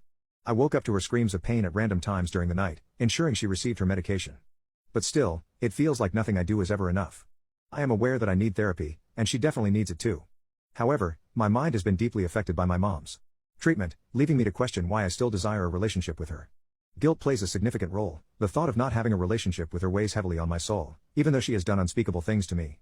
Her guilt trips were a common tactic, and that might contribute to this lingering desire for connection. I simply needed to share my thoughts and feelings, no matter how crazy they may seem. My boyfriend probably finds it difficult to comprehend why I still want a relationship with her, and the truth is, I might be experiencing a level of emotional turmoil due to the lingering effects of her abuse. When did you realize your parent was a total badass? My mother was extremely mentally abusive and neglectful. My parents had divorced when I was 7, yet my mom was so manipulative that she was able to get shared custody of me and my 4 siblings. For the most part I spent 1 week with her and then 1 week with my dad. When we'd be at my dad's house, he would try to undo what my mother had done over the week we were there. He gave us love, took us to do things, fed us home-cooked meals every day. After we got a bit older we were allowed to choose which parent we stayed with and when. I think that age was 12 at the time when you got to make the choice by law, so my oldest sister chose to stay with my mom full-time because my mom's so manipulative. She would reward her for staying with her, with treats and things none of the rest of us got. My second older sister made the same decision for the same reasons, plus my stepdad favorited her and she got anything she could ever want. He did unimaginable things to her when she started staying there, but that's a story for another time. When I got to choose, I decided I wanted to spend exactly equal amounts of time with each parent because I wanted everything to be fair. But my mom would poison our minds against my dad, saying he did all these things he didn't do, trying to make him look bad to everyone. So eventually I started staying with my mom more, also because of the rewards. When I was 13, it came out what my stepdad had been doing to my sister. He was arrested immediately. My sister did a recorded phone call with the police and talked to him about it and he confirmed everything thinking it was only her on the phone. There was proof, and my mom said my sister was lying, sided with my stepdad, and never really visited us when the court said we were not allowed to go back to her house. She had to bring our stuff to us, which she never did. After all of that BS, we were all living with my dad and things got so much better so fast. We weren't stuck with my mom's and my stepdad's abuse. My dad loved us and took care of us, got us in therapy, everything. My mom decided to follow my stepdad to a prison 7 hours away from us, leaving us all behind, right after my 14th birthday. I haven't seen or talked to her since and I'm 23 now. My dad took all 5 of us, loved us, fed us, did things with us, spent time with us. He became the mom we never had and the dad he always wanted to be. Took on making meals for 5 hungry teenagers, taking us to sports, appointments, things with friends, things with him. He stepped all the way up and became one super parent, and we never felt like we were missing anything because we were finally free from my mom's and stepdad's abuse. He raised us all by himself, even after most of us had chose to leave him and stay with our mom. When she abandoned us, he was there. He took care of us and he did it with grace. What is the smallest lie you've ever told which had the biggest consequences? Once when I was around 6 or 7 my mom brought home some delicious chocolate, and gave some to me. I loved the stuff and stole the bar that she had saved for my stepdad. He comes home and my mom can't find the chocolate. She asks me what happened to it. I blame the Duncan, our dog, knowing that he often eats things off the counter. I didn't know at the time that chocolate was toxic for dogs. My mom goes terribly pale and rushes Duncan to the vet, and he has to throw up. I felt terrible about this as I thought it was because he stole the chocolate and was some form of punishment. The next day she brings home more chocolate. Nobody told me that it was for Duncan's own good that he was taken to the vet, so feeling bad for doing this to Duncan, I give him my chocolate this time thinking he deserved it after taking one for the team last time. Later that night my mom asks me how the chocolate was. This time I decided to tell the full truth and explain that I gave the chocolate to Duncan this time as I felt bad for getting him in trouble the first time. So another late night trip to the vet, and I finally was told that chocolate is toxic for dogs. Duncan was fine in the end, and for the rest of his life I snuck him meat and other things that would not kill him. Now the twist is that the very expensive vet strips cost a lot of money, which prompted my mom to take a look at her expenses. She found that the then stepdad was hiding an affair, and then got a divorce. Discovered I was the other woman unknowingly. May nakalala akong guy sa bumble. Engineer siya na nagtatrabaho sa isang construction company. May Jim business siya kasama mga kaibigan niya at 2 years na siyang single. Eventually, lumipat kami survivor. Almost 2 months din kami nag-usap at date. Madalas din kami mag-vidcall at may time pang na tinawagan niya ako saglit kahit nasa work siya. Sa time na yun, naging masaya ako pero may mga doubts na pumapasok sa isip ko kasi he never asked for my socials kahit na kailang date na kami. Talagang survivor lang kami nag-us but gusto pa niyang lumipating telegram kesyo pang work daang viber at bakam rong send da siya sa GC ang kumpanya nila. Alam naman kapag sa telegram diba? Dami-daming podang atago diyan. Tapos kaya hindi niya tinatanong socials ko kasi sabi niya wala raw siyang sok med bukid sa Instagram. Kaya sabi ko saya sa Instagram na lang teo and then sabi ba naman sa akin na hindi rin naman da siya active dun kaya anyo pang reason para lumipat? So ayun nga, ang tanga ko at naniwala naman ako. Isa pang red flag na napansin ko sa kanya is nagde-delete siya ng photos na sinasan niya sa akin survivor. Yung mga photos na yun ay pictures niya na may mga kasama siyang iba like workmates at friends niya. Hindi naman niya tinatanggal agad-agad. More like after one day, deleted na. May isang incident na sobrang kaininasan ko talaga. May pinanahan siyang event kasama mga kaibigan niya na kasama niya sa gym. Pageant siya tapos silang magkakaibigan yung nag-award. So ako naman, tinanong ko kung anong event yun. Tapos hindi niya ako sinago ng mayos kaya nabad trip ako kasi ang ayosing tanong ko eh. Then after that, deleted na rin ang picture sa chat. Isa pang red flag na napansin ko ay talagang hindi ko siya mahanap sa Google. Kahit PRC license niya hindi ko ma-verify kaya nagkaroon ako ang kutob na baka fake name yung sinabi niya sa akin. I know masama ang mong stock pero hindi talaga ako matahimik kasi sino bang walong Facebook sa panahon ng yon? Kumbaga gut feeling na talaga na something's wrong at may tinatago siya sa akin kaya kailangan ko na talagang malaman kung bakit. I even confronted him about this na nababother ako na bakit hindi pa kami nag-i-exchanging sok med at pakaramdam ko kabit ako. So ayun nga, last Thursday, nagkaroon ako ang lakas ng loob na mag-investigate. Since hindi ko siya mahanap, yung kaibigan niya mismo yung hinanap ko and BTW, wala akong alam na details sa kaibigan niya. Long story short, nakita ko Instagram BG kaibigan niya. Turns out na yung binigay niyang surname sa akin surname ng kaibigan niya. Dun pa lang nangalabat na ako kasi fake name binigay niya sa akin. Hinanap ko siya sa following then ayun nanga, nakita ko Instagram niya na naka-private. Hindi pa rin ako tumidjal kaya hinanap ko siya sa Facebook tapos ayun nanga, nakita ko na account niya pero nickname lang nakalagay. Umungad sa akin, married, putangina, married since 2015 tapos nakita ko yung account ng asawa niya at may dalawang anak na sila. At this point, hindi ko pa na-process mga emotions ko. Tinawagan ko siya kasi gusto ko ang clarity kasi sabi niya sa akin matagal na siyang single. Dami kong missed calls kaya dinaretso ko asawa niya. Turns out na serial cheater si gago at lahating personal details na sinabi niya sa akin bukid sa first name niya a fake. He lied about his name, profession, workplace, civil status, at pati na rin yung gym business nila kasi ibang franchise yung kanila unlike sa sinabi niya sa akin. At ang pinaka nakakagalit ay hindi ito yung unang pagkakataon na nag-cheat siya sa asawa niya. Maraming beses na kaya namanhid na yung asawa niya. LDR sila ang asawa niya kaya kami nakakapag-vidcall at parang complicated yung sitwasayan nila according to him. Putangina, ang linasing intentions ko sa kanya at naging truthful ako sa lahating sinabi ko sa kanya tapos ganito yung mangyayari. Tinawagan niya ako kinabukasan tinatanong kung bakit ko raw ginawa yun, na bakit hindi ko raw muna siya kinazapan basically. Has trying to blame me on what happened kasi hindi na raw siya kinakazaping asawa niya. Na hindi ko raw obligasayan na malaman lahat agad yun kasi nasa getting to know stage pa lang kami at sasabihin naman da niya sa akin eventually. Putangina, hindi ko ba deserve malaman agad yung situation niya para alam ko kung anyo yung pinapasok ko? Kahit sinabi niya na sa papel na lang sila kasal, hindi ko ba deserve malaman yun? Ako yung naipit dito. And ang yun naman, natatakot ako kasi baka kasuhan ako ang asawa niya kasi may lawyer da yun.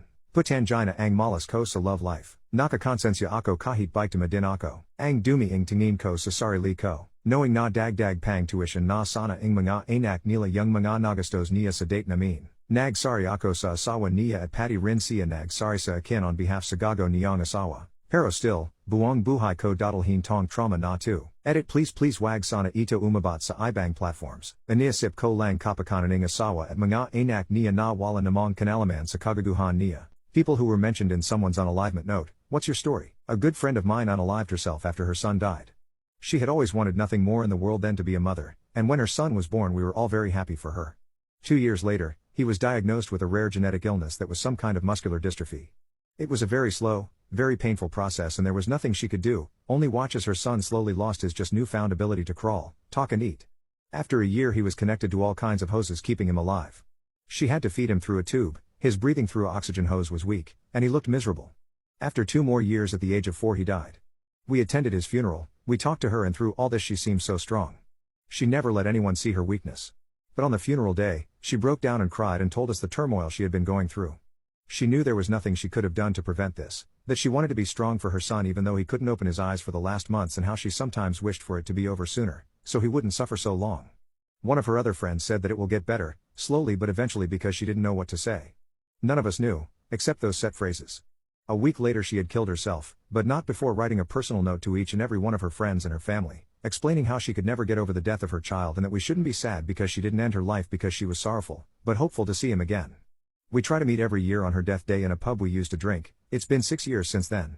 My entitled miracle child sister sold her baby. My sister was a miracle baby and has been entitled since day one. Some time ago my sister gave birth to a baby boy. The boy was a miracle himself, as she tried to use a hanger to terminate herself, but he somehow lived. My sister only allowed our parents to come to the hospital to meet their grandchild at the birth. They had to take a last-minute flight to LA just to be there. My sister also forbade me from going. She said I'd ruined her life enough. She wished she was an only child, wished me dead, all stuff like that in repetition. And she doesn't want me anywhere near her ever again. Well, the feeling is mutual. I haven't ever forgiven her for unaliving my dog in 8th grade. She did it in a brutal way, stuck it in a furnace. I actually hospitalized her over this, and we have totally hated each other since that day. However, 3 months before the birth my sister showed back up again. This time she pleaded with our parents to let her in to talk, and not to contact me that time because she really didn't want me there. She only had 1 day before she had to head back to LA, and had driven through the night. I wasn't there to see it, but from the details I got from my parents, my sister went crying to mom and begging her to take her back into the family. My dad said that mom hardly wanted to look at her. Dad confronted my sister and said that she didn't bother to try and contact them in years, and that she was only back and even pregnant because it was all about the money to her.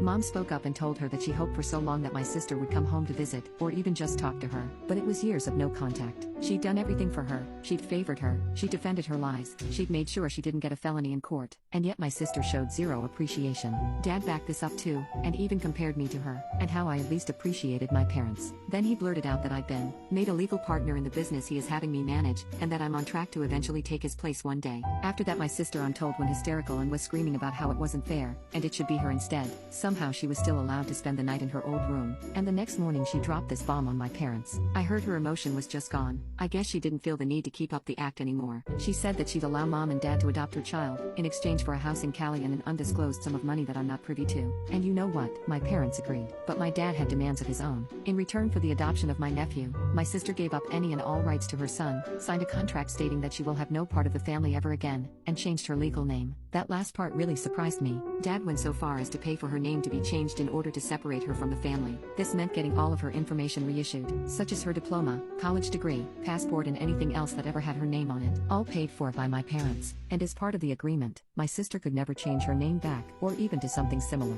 My parents didn't cookie cut anything in this endeavor. My participation in it though was minimal at best. My parents went to California to purchase a house my sister approved of, but she would not be given the house until after the baby was born and in their hands. She was very unhappy about this, as she wanted to move into the house after she'd signed the contract, but our parents had none of it. They gave my sister a week to sign, and she signed in front of a lawyer in less than 48 hours. So as of then, I'm now considered an only child. I'm not gonna say I'm happy about that. I used to love my sister before she became a narcissist, but what's done is done, and I'm over it. My parents also tracked down the baby's biological father to get him to relinquish his parental rights as well. My sister found out he went back to his hometown in Arizona after he abandoned her, and my parents went to see him before the baby was born. He had no problem signing away paternal his rights after a DNA test confirmed he was the father. He must have still been in cahoots with my sister, because he also wanted a house and a payout as compensation to sign away his rights, though not nearly as much I'm told. My parents purchased him a cheap house somewhere and paid him off. Well, I say cheap in comparison to the house they bought for my sister in LA. This was one expensive baby to adopt, but as my dad said, it's worth every cent to make sure my grandson has a future. My dad sold one of his smaller businesses to a competitor in order to get the money together without really affecting his other finances. Said competitor had been making him offers for years, and my dad wasn't that involved with the business anymore. anymore. So he finally took the offer, but only if they retained all of the employees already there, which they did. And now it's their name on the sign. But my parents didn't care because they fully adopted my nephew. When the child was born, my sister didn't even want to hold him. And I heard even once referred to the baby as that thing, which was beyond cruel. She even admitted she was planning to sell the baby in a closed adoption to someone else. Had our parents not agreed to do it themselves, she got her house, and got her money, and then promptly cut contact all over again. So she's gone from our lives for good, and no longer related to us. What is the craziest thing you have seen your mother do? My mother is an Army veteran, martial artist, domestic abuse survivor, outdoorswoman, longtime single mother, an artist with a college degree and, according to local legend, a bloodthirsty monster. My hometown is tiny and I was attending school there. I was nerdy, unathletic, hopelessly geeky, a teacher's pet, had my V card, got rejected by my crush 6 times and built like Susan Boyle. I was doomed. I had learned fighting back at bullies wasn't a good option much of the time. I'd still catch hell, and they'd just come back for more because they were stupid. One big dude named Robert was a piece of work. An 8th grader, he was 6'2", well north of 200 pounds, and had been held back twice. He ran with a trio of dweebs that had been giving me grief for a couple of years. I remember once he got in my face and tried to goad me into a fight. Told me stuff like, "You're a mama's boy and your mom's a woman I'd love to get down and dirty with in the hopes I'd swing." I didn't know how to, really. He got ratted out by a passing teacher, and we sat in the principal's office where he was told to cool his jets. Most days, I rode the bus home. On our fateful day, my mother came to pick me up from school. For whatever reason, my younger brother wasn't with us, so it was just me and my mother. We were walking past the big yellow school buses, all lined up side to side, ready to roll out, and then Robert's ugly mug emerges from a window, and sees me. I heard the exchange in the window. Robert had labeled me as "Sir Smells a Lot" because I forgot to wear deodorant once. Robert belts out with, "Hey, Sir Smells a Lot." I told him to shut up. My mother's head swiveled, and she got that voice that commands instant obedience if you value your hide intact. "Who said that?" I pointed in the direction of that smirking mug, and he was, God bless his poor heart, too stupid to realize the danger he was in. He said it again, head hanging out the window where anyone could get to it. My mother is 5'4", but never bothered to let that stop her from anything. In a flash, she was at the side of the bus, and in one motion, had vaulted up on the bus's tire and grabbed the open windowsill to brace herself. With her free hand, she was snatching at Robert's pumpkin head. That 6'2" stack of poop, acne, and hormones flattened Ricky in his quest to escape certain death. He barreled over his compatriot, all thoughts of chivalry lost, scrambling to the other side of the bus, squealing for the bus driver to save him. My mother kept reaching in the window, trying to snatch his full head off, screaming, "Let me hit him. You're so tough, ha, you tubby bag of jelly." In the aftermath, my mother turned herself into the school principal and begged for mercy, which she received. I feel like a traitor because I'm still close with family members who cut off my sister when we were kids. Our parents have been divorced since I was really young, like 2 or 3. Mom had primary custody, but we spent a lot of time with our dad and his side of the family too, holidays especially. Then at some point when I want to say between 7 and 10, Dad started only picking me up and my sister, I'll call her M, stayed behind at Mom's. I don't remember if I asked why at the time. I was a kinda oblivious a-hole kid who only cared about video games, and M and I didn't get along at that age, so I didn't question it. Over time I found out it was because M did something that upset the adults on Dad's side of the family so bad that she got banned from all our aunts and uncles' houses, and our grandma told our dad to cut her off completely. No one would tell me what she did, but M had a lot of emotional and behavior problems at the time, so I figured it was one of her tantrums or stunts at school that finally broke the camel's back, so to speak. M hasn't spoken to our dad or anyone from his family in at least 15 years, and her relationship with our mom never recovered from whatever happened back then either. So until I started getting more mature and making an effort to fix our relationship, she didn't really have anyone that showed her any family affection.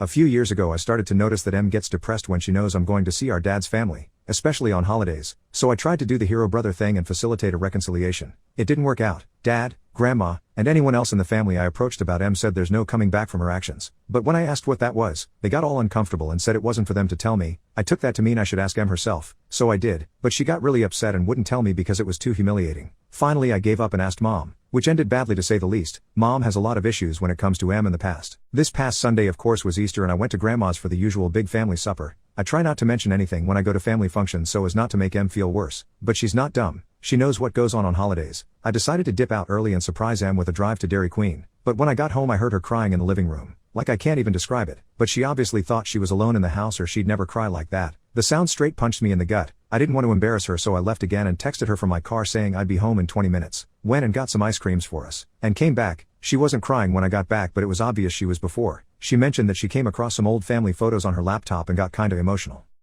I'm feeling like a pretty crappy brother right now, to say the least. My gut reaction is that no matter what M did, she was only a kid when she did it, and therefore cutting her off from our family was overkill, and I should be supporting her 100% instead of playing happy families on both sides. But at the same time I can't bring myself to ditch my dad's family and make myself an outcast too, because they've always loved and supported me.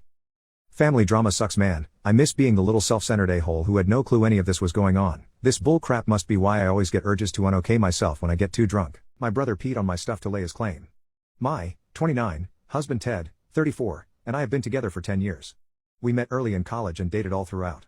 I graduated before him and took a semester for traveling while he finished so we could move to another state. He ended up having to repeat some classes, so when I came back we couldn't move yet and I had no place of my own. So I moved in with him and his roommate/brother Ash, 32, while Ted finished school.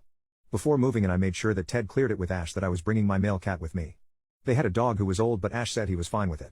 About 3 weeks after moving in I started noticing that our bedroom started to smell a lot like pee and we couldn't figure out where it was coming from. My cat is toilet trained so I knew it wasn't him, and the dog couldn't go into our room because it was on the second floor and he had hip problems. I started finding clothes on the floor smelling like pee. I asked Ted and he said he had no idea. After 3 months of frustration and this happening about 2x week I asked Ash if he was bringing the dog upstairs. He said no. At this point I'm fed up. I stopped leaving clothes anywhere but I was still finding pee in my shoes, my throw pillows, things like that. After breaking down one day Ash suggested it was my cat marking his territory as male cats are known for doing that. He said it made sense as it was only on my things and it was a new place. If any of y'all have cats you know that cat pee smells different than human pee. I trust my cat with all my heart, so I set up a camera in our room. I was paying rent. My boyfriend knew about it so I figured this was the way to find out where the pee was coming from. Lo and behold, Ash was coming into our room and peeing on my stuff. When I saw the video I packed my things and cat, and went to stay with a friend until Ted finished college and we moved. When all of this happened I refused to confront him because you and Ted dealt with that. I haven't really spoken to Ash since. He was the best man at the wedding but we tend to keep clear of each other at family gatherings and such. With the pandemic Ash lost his job and apartment and is honestly struggling financially. He asked if he could move in with us and I honestly don't want to because he peed on my stuff. He was 25 years old when it happened. He was a grown man. Now their whole family is calling and texting telling me I'm a jerk for leaving him homeless in the middle of a virus but it wasn't their stuff getting peed on. Am I the a-hole? Am I holding a grudge because he peed on my stuff, but he is losing his home, and his cat deserves a home but it was made very clear that I cannot just take in his cat and leave him to the elements. I know I'm justified but now Ted said that he couldn't do that to his brother and the job market is better here for his type of job. What is the scariest animal? Koalas are horrible animals. They have one of the smallest brain-to-body ratios of any mammal. Additionally, their brains are smooth. A brain is folded to increase the surface area for neurons. If you present a koala with leaves plucked from a branch, laid on a flat surface, the koala will not recognize it as food. They are too thick to adapt their feeding behavior to cope with change. In a room full of potential food, they can literally starve to death. This is not the token of an animal that is winning at life. Speaking of stupidity and food, one of the likely reasons for their primitive brains is the fact that additionally to being poisonous, eucalyptus leaves, the only thing they eat, have almost no nutritional value. They can't afford the extra energy to think. They sleep more than 80% of their lives. When they are awake all they do is eat, poop and occasionally scream like Satan. Because eucalyptus leaves hold such little nutritional value, koalas have to ferment the leaves in their guts for days on end. Unlike their brains, they have the largest hindgut-to-body ratio of any mammal. Many herbivorous mammals have adaptations to cope with harsh plant life taking its toll on their teeth. Rodents for instance have teeth that never stop growing. Some animals only have teeth on their lower jaw, grinding plant matter on bony plates in the tops of their mouths. Others have enlarged molars that distribute the wear and break down plant matter more efficiently. Koalas are no exception.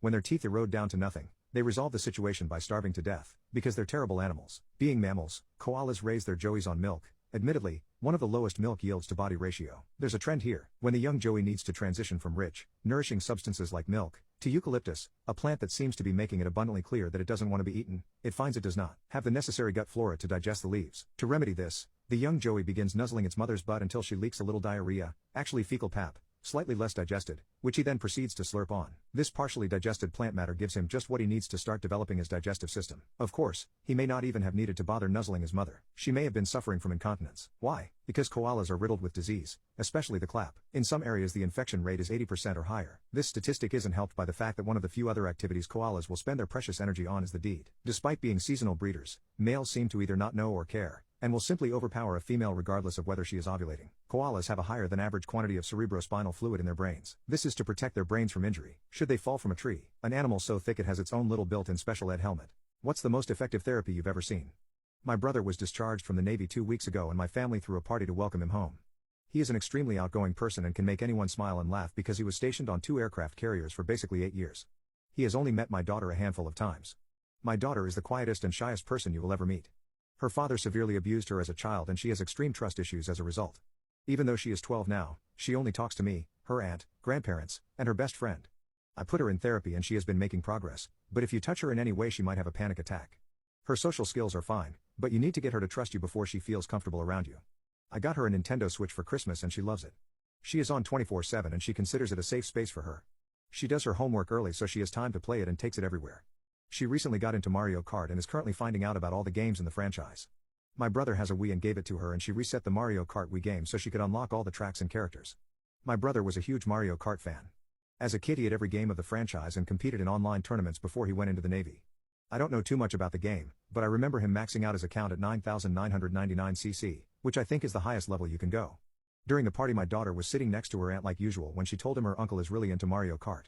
I walked over and said she should ask him to play after the party, but she shook her head. I pulled her aside and said my brother would not hurt a fly and he is one of the nicest people in the world. She agreed after I said I would be in the same room with them, and after the party ended I asked my brother to play with my daughter and he said yes. She got her Switch and we sat at the table, and 20 minutes later she was laughing and talking like I never saw her before. My brother was trash talking her and she was giving it back to him. They played for an hour before we left and my daughter was sad to see him leave. She told me he's a lot of fun and wants to get to know him more. Since that day, my daughter and brother have been spending a lot of time together and her personality has started to develop. She is talking more and is interacting with her classmates. Her English teacher emailed me to say my daughter volunteered to read a paragraph of the book they are reading and she barely stuttered while reading. My brother has picked her up from school while I was at work a couple times and she finished her homework by the time I picked her up. I used to beg her to do her homework and now she willingly does it.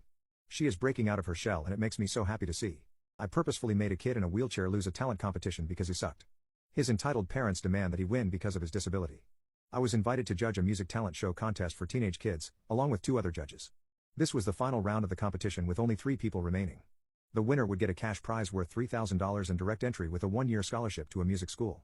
I studied music theory for years, played professionally both solo and in bands, and was a previous runner-up for a variant of this competition. Now there were 3 students competing and one of them was on a wheelchair. The first student played a beautiful piece for a classical guitar. The second student was the one with the disability on a wheelchair, Ryan, and the third guy played Tchaikovsky. I have been playing for years and I can tell you that Ryan played worse than someone who would have never even played the piano. It was atrocious to a point that it made me cringe. He stops playing and starts crying because he forgot the rest of his piece. His mom rushed on stage and hugged him. The crowd started cheering for him to continue playing. He changed his piece to play Don't Stop Believing, but he's not even playing the melody, just the chords. The entire audience is cheering him on and singing all the words. The crowd gave him a standing ovation and his mom talked about how her son inspires her because he is a fighter and never gives up. This was really just to get sympathy points, to be honest, because he wasn't even good. When it came time to judge them, I gave Ryan a 7/100ths, the first guy a 93/100ths, or something, and the third guy 85/100ths. He did not even deserve the 7 points. Then, we tally up the votes and I could see the other 2 judges getting shocked at how low of a score I gave Ryan. We announce the winner, the first guy who deserved to win, and the crowd starts boo-ing. Guys. This poor first kid practiced for effing hours. Played a beautiful piece, and was booed for his hard work. At this point, Ryan's mom started feeding off the crowd and began demanding why her kid did not win. She started talking to the other judges and then went to talk to the organizer.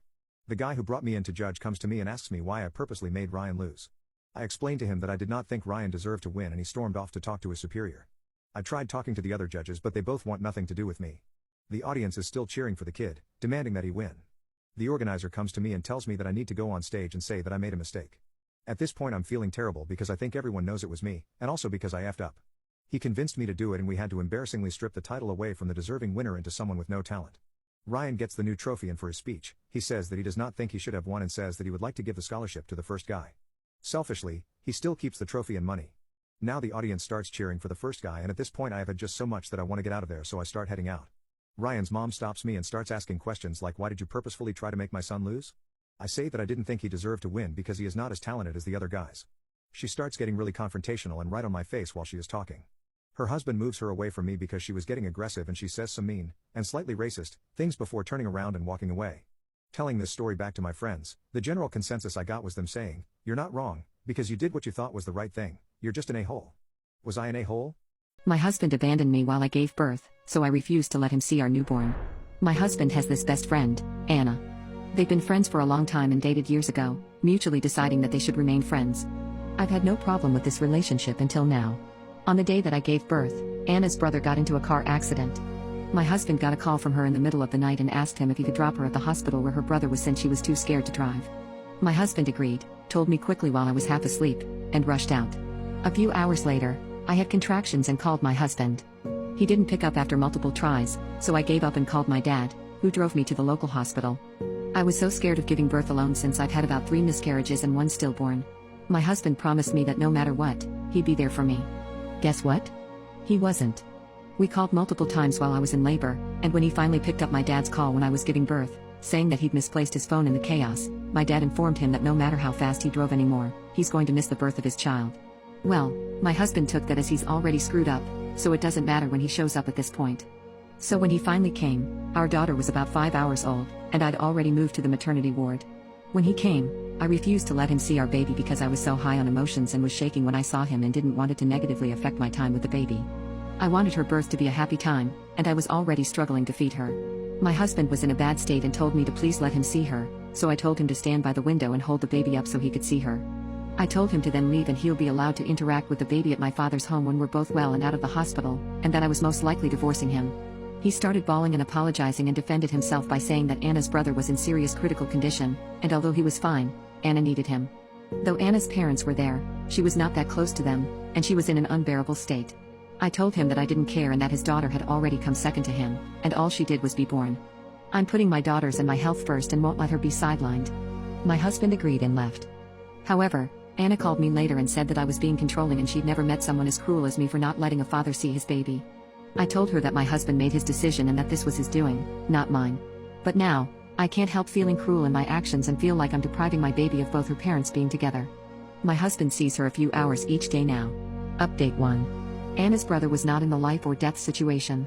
He had serious injuries, but most were concentrated on his legs and arm. He did have a concussion but gained consciousness soon. Anna was there along with both her parents who managed all the hospital stuff. My husband was there as emotional support for Anna. I wanted a couple of days of rest and bonding with the baby since my emotions were so high, and I was afraid if my husband was a continuous presence, I'd get stressed and something bad would happen. I told him as such. I'm still so mad at him, and it's not the first time he put Anna before me. I can forgive the other times since I could handle it, but this time was the straw. I was so scared to hold my baby because I was paranoid the minute I touched her, something would happen to her and no one was there to comfort me. I only had my dad, but he wasn't in the delivery room, which is why I'm not too keen on forgiving my husband. Also, we both knew the baby was due any time now, so I don't understand why my husband didn't have his phone on him. We even tried reaching out to Anna, and she didn't pick up either. After he learned I was giving birth, they already knew that Anna's brother was going to be alright. He spent that time making sure that Anna was okay and feeding her and then waiting for the brother to regain consciousness.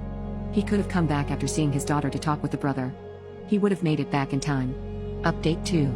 Amid this whole mess, this post made me realize I never checked on Anna's brother to see how he's healing because I was so irked by Anna. I called him, and he said that he was doing well and would be out of his wheelchair soon. He asked about me and the baby, how I was doing with the split, and if I was okay with my husband and Anna. I can't believe I was so oblivious. I thought they had an emotional thing going on because of this, and when I confronted my husband, he denied it and said me and our baby were his priority and he made a mistake and he was being dumb. No. Anna's brother kindly informed me that he and Anna's parents thought that my husband and I split when I was 7 months pregnant and that Anna and him were back on. He showed up at the hospital as Anna's boyfriend, which is why they didn't bat an eye that he was there and not with his pregnant wife. Because apparently, we split. Her brother's procedures were done well before the afternoon, so I don't know what my husband and Anna were doing for all those hours, but I don't even want to know. I will be moving back home and filing for full custody. I don't want my baby growing up to be like her father or Anna. He can be the fun dad or whatever it is he wants to be. What is the craziest thing you have seen a teacher do? At my middle school we had a vice principal who fancied herself a dictator. Any tiny bit of power she got was an issue. But I was a middle schooler at the time and a good kid not often in trouble, so I didn't cross her path until 8th grade. Her friend was a bus driver named Pat. For 6th and 7th grade years we had an awesome bus driver. He was nice to the kids, let us put the windows down when the Georgia heat got too much, etc. But he retired and the bus driver we got was an extremely angry middle-aged woman named Pat who did not like children and made that clear every day. The windows stay up or we go back to the school. She would yell as she had the only fan blowing in her face on a 100+ degree school bus. Ostensibly this was to keep us from throwing things out of the bus, but that was never an issue before or after. The real reason was that before the bus driver could leave the bus at the end of the day all the windows had to be back up and locked. So this saved her effort. My bus stop was the first she drove by but the last to pick up and had been that way for years. Pat changed this and decided she only wanted to stop on the first pass by and kept threatening to leave the kids in my neighborhood if we made her stop twice. I first got on the Karen VP's radar because Pat left me on the side of a very busy road one morning.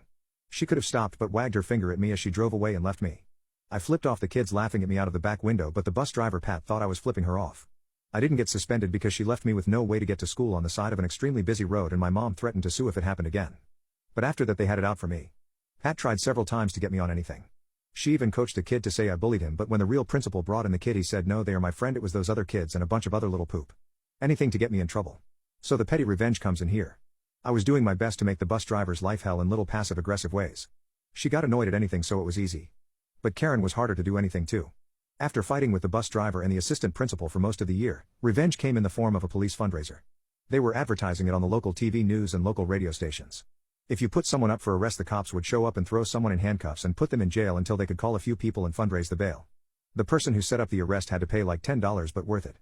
My mom, after being annoyed by Pat and Karen all year, put Karen, the assistant principal, up for arrest. The cops showed up and took her to the room where she could call her friends and raise the money for her to go. The idea was that mom was going to keep having her arrested as long as she could. Except no one would give her the bail money. Not even for a charity. So she ended up missing most of a day sitting in the police precinct trying to get anyone to put up enough money for her to leave. Eventually the cops told my mom that they had to let her go because it had gone on too long. She was the only one who didn't raise the bail money that day. Letting her know exactly how much she meant to everyone at the school felt great. I had a friend who heard her complaining about it later that day. She had called the principal, who did donate some, but the other teachers gave nothing and none of her friends would help out. She apparently thought one of the teachers put her up for it. It's so minor and so petty it almost doesn't count. But when I left that school at the end of the year, mom went up and asked her how was jail. Before we walked away for the last time. First time I ever heard a re sound from a human. What is the greatest loophole you know about? My university was trying to encourage people to walk, so if we download a specific health tracker that's connected to our account, it would convert steps into points. The points would get you stuff like free coffee, mugs, discounts for stuff, and the most expensive prize, a university hoodie which costs about £30. Now, the health tracking app is pretty basic. It won't let you log your steps manually, however it does let you connect with other health apps.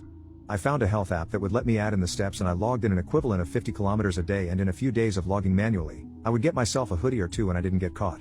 However, I told my friend about it, and he really perfected the method of getting more steps a day, because apparently there was a hidden physical limit to how far a person can walk in a day, but he managed to trick it by setting his height to be 1 centimeter, and because the shorter you are, the more steps you need to take to cover the same distance. In the end he claimed about 10 plus hoodies, and he would just get them for anyone who asks. The uni found it suspicious, so he received an email telling that the activity had to stop unless he could provide evidence that he walked that much. Another friend had a different method. You get points just by being friends with them on the university health website. He also found that he could access a list of everyone who had an account in that website. So he made a Python script that would automatically send a request to everyone, earning him points. My dad's girlfriend was rude to me, so I hit back. I am currently staying with my dad at his summer house. My dad's wife Monica is also here. To be clear, neither Monica nor I have jobs. Monica has always had an issue with my unemployment. According to my dad, she thinks it shouldn't be the case and that my dad should pressure me to get a job, which he has declined to do. She has made the odd thinly veiled comment about it, which I've ignored. Being all that as it is, 2 days ago I was out by the pool and Monica came over to sit with me, which was pretty odd. She asked what I planned on doing for the rest of the summer, and I said I was having several friends come and visit after she goes home. She asked how we all had so much free time and turned the conversation back to work. I was calmly dodging her barbed comments, and told her if my dad doesn't care about my having a job, she shouldn't either. Monica then said even if he wasn't pushing, he would be proud of me earning my own money, which frankly, set me off. I turned to her and said, "Do you think my dad would be proud of me earning money the way you do?" She got very flustered and went inside. Apparently she went to my dad in tears and told him what I said. My dad was initially on my side and said she should mind her own business, but she's still upset and not really speaking to anyone. My dad says I should now apologize because she's learned her lesson and won't try it again, but it's time to make peace because she feels uncomfortable. I think she effed around and found out, and that she's dragging this out. If I don't need an apology for her inappropriate behavior, I don't see why she needs one for my reaction. What is the scariest conspiracy theory if true? That aliens are already here on planet Earth, and they aren't extraterrestrial beings but extra-dimensional beings. Elsegate freaks me TF out. Theory that those weird videos on YouTube with Spider-Man and Elsa are actually conditioning children to trust predators. I know that sounds really stupid, but holy shit, you have to read about it. It's crazy and I honestly think it's true. We are all just code in a simulation being run by a far more intelligent species who is trying to determine why humans died out long ago. They run the simulation to cover millions of years to pinpoint the moments where we went wrong and to learn why civilization crumbled to prevent the same fate from taking them. When we die, our code is either terminated entirely or is repurposed into another life in a form of digital reincarnation. That social media information gathering gathers so much data on your personality that it allows effective social engineering, changing how you think, how you shop, how you vote, which has a chain effect of you teaching the same things to your kids, family, friends, etc. Mattress Firm is something more sinister and powerful than we could possibly imagine.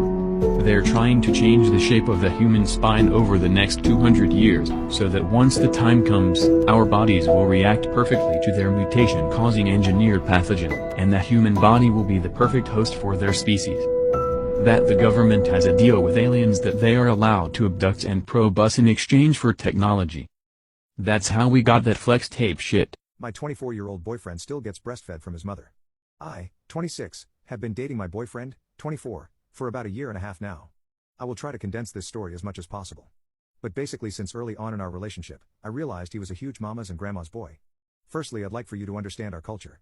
We have a thing called machismo where the man is treated like the king of the house and the women attend to their every need. And that's basically what his relationships with both his mom and grandma are like. They prepare his breakfast, lunch, and dinner for him even if he comes home at 2 a.m. and they are sleeping. They call him at least 15 times a day, do his laundry, clean his house, and basically cater to his every need. Which unfortunately is normal in Latin culture, but of course not everyone thinks this way. The thing is, he's not a very loving person. He just takes and doesn't give very much. He does, however, let himself be swayed by his mother very often. She is a character. We have never gotten along much because I realized her manipulative tactics early on. She is a Cuban woman from the countryside of Cuba, and is a very vulgar and open, in a bad way, person with absolutely zero boundaries. She walks around the house without underwear or bras on, allows her sons to pull down her shirt and smack her tits around. If she bends over, we can all see her huge rolls of fat where her butt is supposed to be and just doesn't care. Just to share some examples. Me and her have had our fair share of arguments as she began to disrespect my boundaries and didn't understand or like it when I began setting them very strictly. She has talked very openly about her past, intimacy, and things of intimate nature in front of her children and anyone who will listen. She has been abused and roped before and has never been in a great relationship. Her dad was not great to her either, and I believe he was the one who did the intimate abusing. Now to finally get the backstory about the way, I caught my boyfriend sucking on his mom's boobs one day.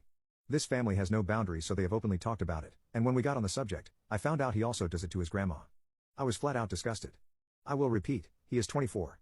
But knowing his past and his mom's, I realized he probably wasn't aware how completely wrong that was, and basically his mom has been verbally and physically intimately abusing him, in a mild nature compared to other forms, all his life. So I tried having a conversation with him about the fact that boobs aren't intimate, but they're there to provide food for our kids, and once our kids no longer need food and they grow up, there are boundaries that need to be respected. He didn't quite understand and just said it was something normal within his family, and I had to explain that just because it's normal doesn't mean it's right. That was 6 months ago, and I thought that it stopped until his little brother told me that he did it again on Sunday. Like I said, they are a very open family, so everyone knows everything. Well, now, I am just disgusted. Not only by him, but by his mother and grandmother, who have basically led him to believe it is normal. As a woman, I can tell you that there's no way she doesn't feel some type of pleasure from him sucking on her boobs. There's no way. And I'm not really sure what he gets out of it. And that's what disgusts me. I want to help him, but at the same time I think I should end the relationship before anything else happens. I can't even think about having kids with him because I'm scared for their future. I want to offer therapy for him because I have loved him and want to help, but at the same time, I don't want to make it my problem. What the heck do I do? I used to hate my husband, but now I think I'm in love with him.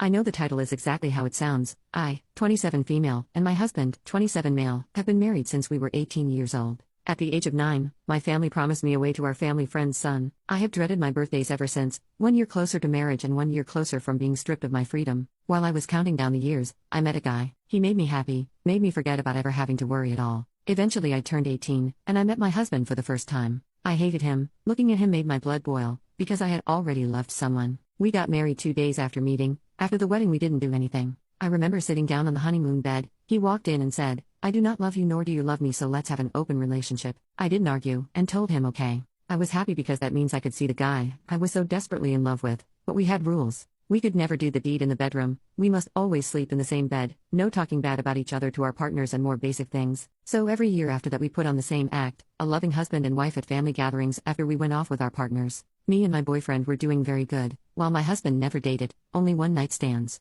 A couple of years passed, and I thought everything was going okay until I found out my boyfriend had been cheating on me with a friend from high school. Ironic, I know. I went home and cried. My husband came into the bedroom where I was crying, asking me if I was alright. Even though I hated him, I told him everything and he held me there for what seems like hours. After that me and husband got closer. I took a break from dating while my husband still did one night stands. We started keeping each other company, we did movie nights, game nights, and he took me dancing. Then he stopped going on one night stands on his own, I never asked. A couple nights ago when I was getting snacks for our movie, I walked in and saw him deleting all the dating apps he was on. I didn't mention it. I sat down with the snacks and he scooted closer until our shoulders were touching. I felt a little nervous and fluttery like a teenager on their first date. He got a work call late night and promised he'd be back as soon as he could. I fell asleep on the couch, and when I woke up I was in the bed with my husband cuddling me. I was very flustered by this, and after that it has never been the same. This man that I hated so much, the man I cursed for years before I got married, turned out to the exact opposite of what I thought he was. It's like I have a school crush. I can't believe it took all these years for me to realize that it is not his fault that I was promised away. He was also promised away to a stranger, so I could imagine how he feels. My husband started bringing me flowers and gifts. He tells me it's cause he just thought it would be nice. We began staying up all night together and sleeping until almost noon. He bought me an engagement ring upgrade and cuddles me to sleep when he used to be on the other side of the bed. I think I'm in love with him and don't know how to tell him. They framed me. They fired me. And that's how they effed themselves into a divorce, a prison sentence, and a handful of deportations. Part 2. I tried to explain to them that I had been given this food by the line cook, but they refused to listen, so I offered to take them to the kitchen to clear it up with the cook. But by the time I had gone back to the kitchen with them to talk to the line cook, he had already gone home for the day. I had no choice but to gather my stuff, say my goodbyes, and head home. On my way out, I told the people working my department that afternoon what had happened, exactly as it happened. They were shocked and angry, but mostly sad to see me go. I decided that on my way out, I would stop by the accounting office and pick up any tips that may have been dropped for me that week, just to make sure I didn't get screwed out of that money. Before heading down, I had the gut feeling to just set my phone to record, and I stuffed it into my pocket with the camera rolling. Although the video was entirely black since it was in my pocket, I did manage to get a pretty muffled recording of Harvey and Frito's voices through the door, discussing how things had gone as planned, and that they had been trying to get rid of me ever since the meeting with my department. I knocked on the door and they hushed up before opening it. They asked what I was still doing there, and I asked for my tips. They gathered what was in the safe for me and handed it over. Despite my anger rising at what I had just heard, I decided not to burn this bridge just yet, because perhaps I could effing nuke it later. I offered a handshake to both managers, thanked them for the opportunity to work there, and left, making sure to pull my phone out of my pocket and record the front of the restaurant, with the sign showing its name and logo.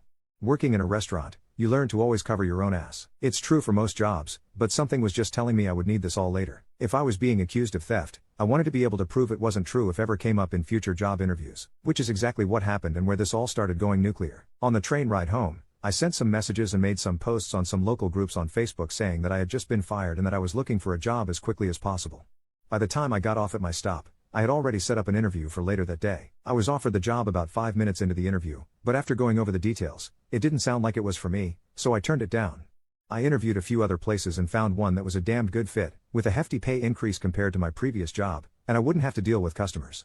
It was an auditing job for a logistics company. However, during the interview with the manager of this job, he mentioned he had already called my previous place of employment and spoken with the general manager, Harvey. Harvey had told him that I had even fired for theft. Luckily for me, the manager I was interviewing with asked me to tell him more about that. And he was willing to let me pull out my phone and find the recording. I asked if the voice in the video was the same as the one he spoke on the phone with. It was. That was confirmation enough for him that I hadn't made a fake video. He listened to the two managers in the video admit that they had set me up, and watched to the end when I showed the front of the restaurant, complete with the logo and name. The manager interviewing me, who we'll start calling Dean, hired me immediately and asked me to send him the recording. I did. I thought that was the end of it. About 7 months later, after settling into this job quite nicely, HR sent out a welcome all our new team members email, which listed all the newest hires, some facts about them, and had pictures of them all. They sent these out every time they hired a new round of people. One of them, Thomas, was a former coworker who worked with me at the restaurant. We had worked at the host stand together, so I was pretty glad to see someone I knew and liked coming onto the team. I sought out his desk and went and said hello, and asked why he left the restaurant. He hadn't left willingly. He'd been laid off because the company was under investigation. It had started as a relatively small matter. The corporate entity that owned the restaurant chain had received an email with an attached video. My video that had been filmed from inside my pocket. That was cause enough for corporate to send someone to investigate internally. Thomas was pretty surprised that I hadn't heard anything about it, since there had been numerous attempts to get in touch with me. As soon as he said that, I logged into the old email I had used when I first applied for the job at the restaurant. I had at least 24 emails asking me to come in to discuss my employment and termination. I never replied. I just didn't care enough anymore. I'd also changed my number since then, so they hadn't been able to contact me by phone. Thomas continued explaining that before corporate had sent someone, Harvey and Frito had talked with my department and tried to offer them all a small pay increase to spin corporate a story about how I was incompetent at my job and failed to live up to my duties. The day the corporate auditor showed up, there had been a small exodus of people from my old department. They quit on the spot, in front of the lady from corporate, let's call her Audrey, and made sure to rat out Harvey and Frito before leaving. Strike one for both of them. Strike two came a couple of days after Audrey showed Harvey and Frito the recording that had kicked all of this off. They denied it vehemently, but there was no mistaking Harvey's voice. It's unique. Not only that, but the video also picked up their voice and mine when we shook hands and had a friendly parting of the ways, which was something they had already bragged about to Audrey, thinking it made them look better that we were able to part on good terms.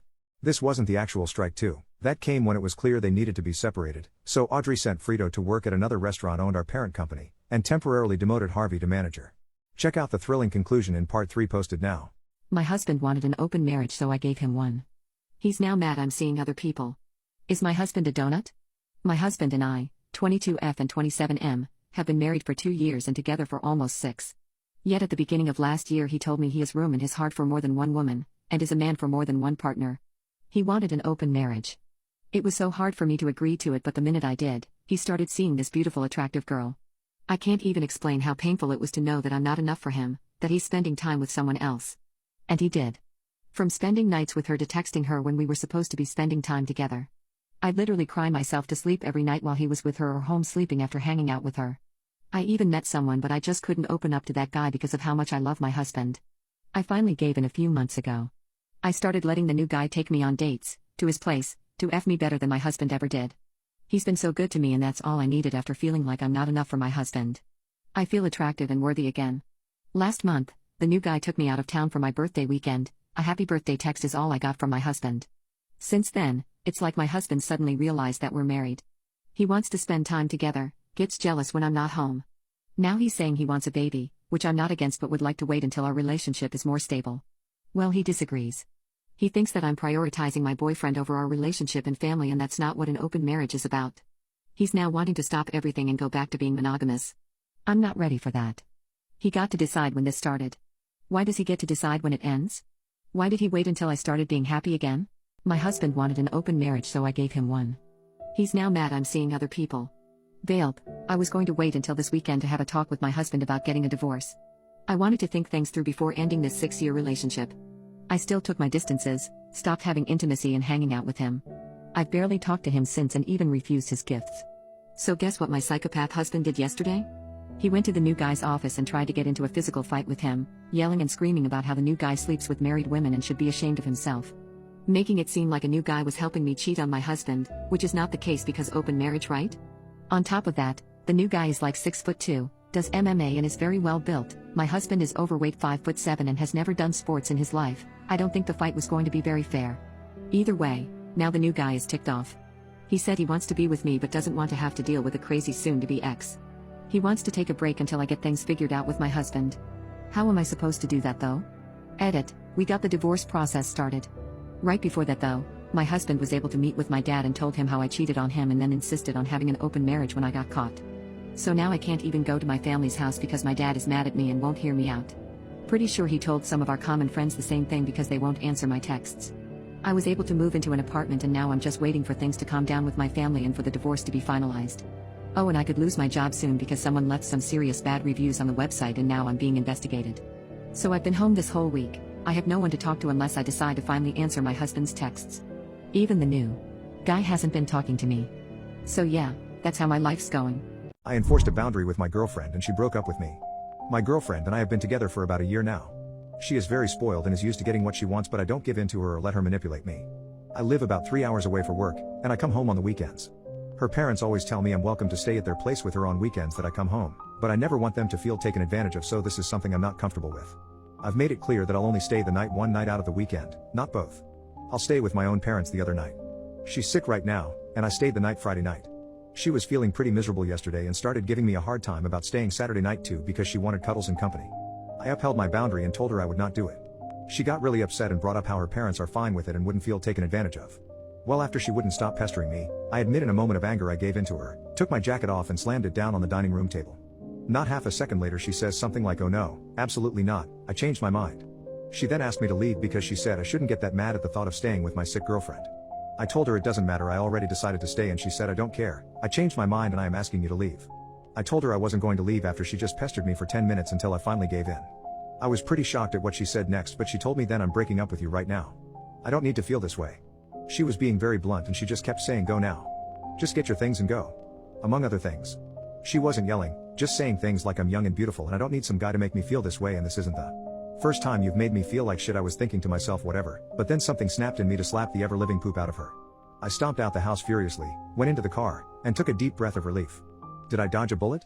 My horrible girlfriend wants to make her daughter pay rent the day she turns 18 or she will kick her out. So I called her a bad mother and broke up with her. I'm a Venezuelan. I came to the US about 8 years ago because of the dictatorship, hunger, and inflation. During lockdown I've met Ashley. We started dating on the phone, and after we could finally go out, started dating for real. She has a daughter, Susan, who is now a few months about to be 18. Susan is kinda shy with me, but we get along very well. After a while, Ashley asked me to move in with her and I said yes. Now, Recently we were home and I heard them talk in the living room. Ashley asked Susan to start paying rent the day she turned 18. Susan was angry because she didn't earn that much with her part-time job. Ashley said that if she didn't want to pay her rent, she could get out of the apartment and find her place at a market price. Then Susan started crying. Later I talked with Ashley and asked why she was asking for rent. She just said it's about time she starts paying. I was confused. In Latino America that never happens, not that I know of. People over 30 still living with their parents contribute to the home but don't pay rent. So I asked her again why she was charging her own daughter rent and giving an ultimatum. Ashley said she must pay rent. She can't be a freeloader forever, but still, it's your daughter, not a stranger who broke into her home and changed the locks. It's her daughter. She didn't see my point of view. Her arguments were more like just because. I told her she was a bad mother for being willing to kick her daughter to the street and treating her like a stranger. Ashley got into my face and told me you don't know poop about this country. I paid rent to my parents until I moved out. Get used to it. You are just my boyfriend, not her stepdad. So shut the F up. Susan is not daughter and I can do what I want with her. The next morning she told me I had to sleep somewhere else because didn't want to see my face. So I was sleeping at my office. Susan called me to say she was sorry we argued because of her. Ashley asked me to move back in. She was crying, saying that she missed me and wanted me back, and apologized for kicking me out and being so mean to her. I went back in because I needed a shower and my office had no shower, and also because I needed to have a real talk with her. After a few hours of awkwardly coexisting there, I sat both of them at the table to address the issue. I was honest with Ashley. I explained how I was raised, how things are in Latino America, and how I lived with my family. I understand contributing to the house, and I understand she is her daughter, but she sees her daughter as a financial burden, which makes me wonder about our future together. I would not want to have a partner who treats a child like a stranger as soon as gets 18. Ashley was crying, asking for forgiveness. They didn't want to lose me, and saying she would change. Susan was looking down all the time, saying nothing. I asked Ashley if she was willing to change for me, and she said yes, but then I asked, why would you change for me and not for your daughter? She was so confused. I asked her if I was a priority to her and she said yes. I asked her, I'm only your boyfriend, how am I a priority to you and not your daughter? Ashley then said incoherent things going back and forth between, sorry, you both are my priority, I love you,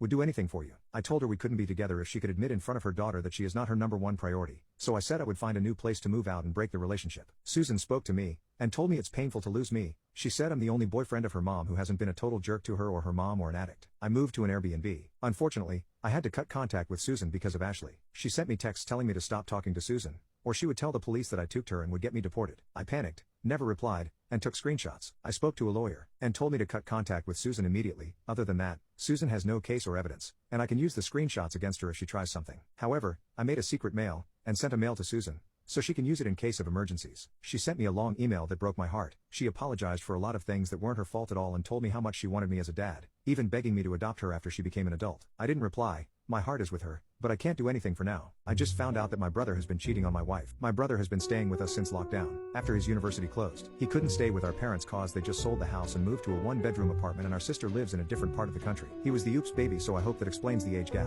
My wife and I have a 5-bedroom home but currently don't have children yet. We decided to adopt 2 kids in our 40s, so we let him stay here. My brother has always been different. He's a bit of a loner and doesn't have a lot of friends outside of his online group. He's a shy geeky kid, but he's otherwise alright, or so I thought, when you get to know him. So here's what happened. The Wi-Fi doesn't quite reach my brother's room, so he usually does his school work and other stuff in the dining room. A few nights ago, I was walking to the fridge after waking up in the middle of the night. Wife and I went to sleep early, and saw my brother working on something, and as I got closer, I saw a very compromising picture of my wife, cleavage shot as she was gardening. He noticed me and quickly closed the window like he was watching porn. I was too shell-shocked to say anything at that time, and he just smiled awkwardly and ran to his room with a laptop. When I realized that something was up, I knew I had to find out. The next day, I asked my brother to pick up some groceries and some lunch for us, and while he was away, I went to his room, something I've never done since he moved, and, well, it wasn't pretty. I saw a couple of my wife's bras and some of her panties, which I can only assume he used to pleasure himself. I took his laptop and decided to snoop. I knew his password because I borrowed his Crunchyroll account to watch this anime my friend recommended. I don't usually watch anime. There I saw some of the most sickening entries I've read. There were pictures of my wife in a towel, her working out, her in compromising positions, etc., all taken without her consent by the looks of it. The F-ker even logs every time he touches himself to the image of my wife. The creepiest part? He sometimes listens in on us when we have intimacy. My wife can be a bit loud, but we didn't think it would be a problem since his bedroom was in a different part of the house. Guest bedroom. I left the room feeling like I needed a shower. It was absolutely disgusting. Now I don't know what to do. I find myself fighting the urge to pummel him into next week every time I see him. I haven't told my wife yet cause I'm 100% sure she will feel violated and disgusted, so I want to find the best solution first before doing so. I so desperately want to kick him out, but he has nowhere else to go. Even if I do, what should I tell my parents? The truth? This will most likely break the family apart. I do plan on telling my wife soon, but if I do, I can almost guarantee she would want nothing to do with him and would never want to visit the family if he's around. I'm so effing lost right now. Any advice will help. Still fighting the urge to beat my brother to a bloody pulp. Sister-in-law stranded my son. What I said to her made her speechless. My sister-in-law, 41, is a single mom and she's back to living with her parents. She is also currently unemployed and refuses to get a job to help her parents out with the expenses of having her and her son living with them. My eldest son is currently living in that house as well, but he has a job and pays their agreed-upon rent. My son and sister-in-law do not get along well at all. One evening, my son was at work. He was using mother-in-law's vehicle because his car had broken down. Mother-in-law had given him permission to use her car so he could get to work and go home without any issues. Public transportation sucks in our city, especially if someone is working until the wee hours of the morning. But that is where the problem comes from. It was tentatively agreed that my son and sister-in-law would share the vehicle since sister-in-law hasn't bothered to maintain car insurance or her vehicle registration on her own car. My son drove to work as usual, and when he was about to go home he discovered that the car was gone. Since he's not allowed to have his phone while he's working, he never received the text that sister-in-law sent him, saying that she was going to take the car to run errands. Once he checked his phone and saw the message, he called sister-in-law and asked her to pick him up at work. Sister-in-law told him that she had no intention of picking him up from work since he had stranded her at home with no vehicle and that he could walk. My son called me in tears immediately after he'd hung up on her. It was around 1 in the morning, and he didn't think he could make the walk since his neuropathy had been flaring up. He also would have difficulty walking 7 miles in the middle of the night. So I told him I'd be there. Once I got my son back home, I saw my sister-in-law sitting on the couch, watching TV. When she asked me what I was doing there, I very nearly punched her, but I chose the less violent path. I told her I was bringing my son home from work. Then I asked her if she managed to get all of her errands out of the way. She looked confused for a moment and then said she hadn't needed to run errands, she had just wanted to go hang out with her friends for a while. She tried to say that she was only joking about making my son walk 7 miles in the middle of the night with neuropathy pains. I cut her off and told her that she was a selfish, lazy BH, who had no business hanging out with her friends, since she was unemployed by choice, essentially letting her parents support her. All she could do was stare at me with a dumbfounded expression on her face. Am I wrong for throwing my husband out after finding spicy pictures from the nanny? I'm 28F, my daughter Cassie 11 is months old and my husband is 35, so basically it's just what the title says. I had Cassie and then returned to work as a psychologist as I could never be a stay-at-home mom. So when I returned at the 4-month mark, as I had a difficult birth, we looked around to find a nanny to look after Cassie whilst myself and my husband were at work. We interviewed a few candidates but then one of my husband's colleagues suggested his daughter who had dropped out of college, Olivia. Olivia is about 20 or 21 and at the start, everything was going well. Admittedly I did notice her being quite attached to Cassie, more than a typical nanny relationship, but I brushed it off as her getting to know my daughter. She also liked my husband, it was obvious she had a crush on him, always making excuses to be close to him and giggling at everything he said. I actually found it amusing as I'm confident in myself. Just some typical immature girl crush I assumed. He always laughed it off with me too. But then on Thursday night, he asked me Google something on his phone whilst he bathed Cassie and I saw some image attachments pop up from Olivia. Obviously me being the curious wife, I opened them. What I saw made my heart skip a beat and my jaw drop. She sent him multiple photos in some very, very provocative poses with no clothes on. I looked back at the history and she had been sending these for a while, pretty much from as soon as we hired her. As far as I can see my husband has not responded to a single one of them, but then again texts can be deleted. All the possibilities ran through my head and I felt dizzy. When I asked him he got defensive and told me to stop using my so-called psychiatrist tricks on him. I was not happy with his non-answers, he was clearly hiding something and we ended up in a massive argument about the whole thing. So I got him a bag, told him to pack some essentials and threw him out the house. Told him he's not welcome back until I have answers. I'm considering taking Cassie to my parents' house across the country just until I can figure out what to do. His mother and friends have been blowing up my phone saying I'm being too harsh and they were harmless texts. Nevertheless I feel disrespected. If he wasn't interested why wouldn't he block her? Why wouldn't he tell me about it? Was I too harsh? What should I do? People who have been stalked. How did it all begin and what happened? A man who just checked out of a rehab facility moved 2 doors down from me. Fast forward to a week later when my roommate hears the doorbell being rung repeatedly as she's getting ready to leave for the day. She opens the door and is greeted by a man whose presence immediately makes her uncomfortable. He claimed that he had wounded his hand and needed a band-aid, but there were no apparent wounds as he held his hands out for her to inspect. She kindly, but firmly tells him that she cannot help him, to which he responds by asking if he could measure something in her bedroom. My roommate promptly slams the door shut, and when she leaves 10 minutes later, the man is nowhere to be seen. Fast forward again. At this point, about 2 weeks have gone by since the previous incident. I wake up early on a Sunday morning to the sound of the doorbell ringing unceasingly. I get out of bed, walk down the hallway, and peer around the corner only to see the frame of a large man through the clouded glass of our front door. I go into my roommate's room and inform her that the Band-Aid man might be back. She jumps out of bed to confirm, but when she gets to the door she can't tell for certain if it's him or not. She opens the door slightly, and the man immediately blurts out, "Can I use your bathroom?" She recognizes that it is indeed the Band-Aid man, and slams the door shut. We call the police, and by the time an officer arrives, the man has disappeared. We give a thorough report, and the officer brings some photos from the station to see if we can ID the man, but there's no one on file who matches. Unsatisfied, but not overly concerned, we end our meeting with the officer by saying we'll contact him if anything else happens. On the following Tuesday morning something else does happen. Again, I wake up to an unusual sound. This time, though, it's not the chime of a doorbell. Instead, it's the sound of a muffled thumping. My first reaction is to think it's something innocuous and a little bit absurd. Maybe my roommate is whacking the dust from a carpet? I get out of bed to investigate the source of the sound. As soon as I open my bedroom door and walk down the hallway, it is evident that the sound is something much more sinister than what I had initially imagined. When I get to corner of the hallway, my fears are realized. The frame of the Band-Aid man is looming through the milky glass, and he's throwing all his weight against the door, banging on it with both fists. I run to wake up my roommate, and she grabs her phone from her nightstand and dials the police. The call to request an officer takes no more than a minute, and by that point the banging has stopped. We decide to leave her room and walk around the inside of the house to see if we can spot him through a window and snap a picture to show the officer when he arrives. I gingerly step into our den and open the blinds on the window facing our driveway. And then I see him. He's crouched up against our house, hiding. I tell my roommate that he's still here, and she gets back on the phone with the dispatcher while standing in the kitchen. The man leaves his hiding spot and runs back to the front door to resume his pounding. I run into the living room and angle myself against the wall closest to the front door. From where I'm standing I can hear the man clearly, and I make out through his mumbled rant a single coherent sentence: "I'm going to break down this door." I sprint to the kitchen to tell my roommate so that she can inform the dispatcher that the man intends to enter. I then dash to the back door in the laundry room to make sure it's also locked. When I peek my head around the corner I have a perfect line of sight to the front door, and from there I can see the movements of the man more clearly. And I see that he's holding something that he's using all of his strength to bring in contact with the door. It's a hatchet. But then the officer finally arrives, and grabs the man from the front door, hatchet and all. Once the man is secured in the back of the squad car, the officer enters to check on us. He informs us that the man was found not only with a hatchet on him, but 2 knives as well, which he had used to slash our tires, 2 of my roommates and 3 of mine. We learned later from the man's statement that he had been waiting outside our house since 3 a.m. that morning. He claimed that he was trying to enter because he wanted a relationship with us and that he was infatuated.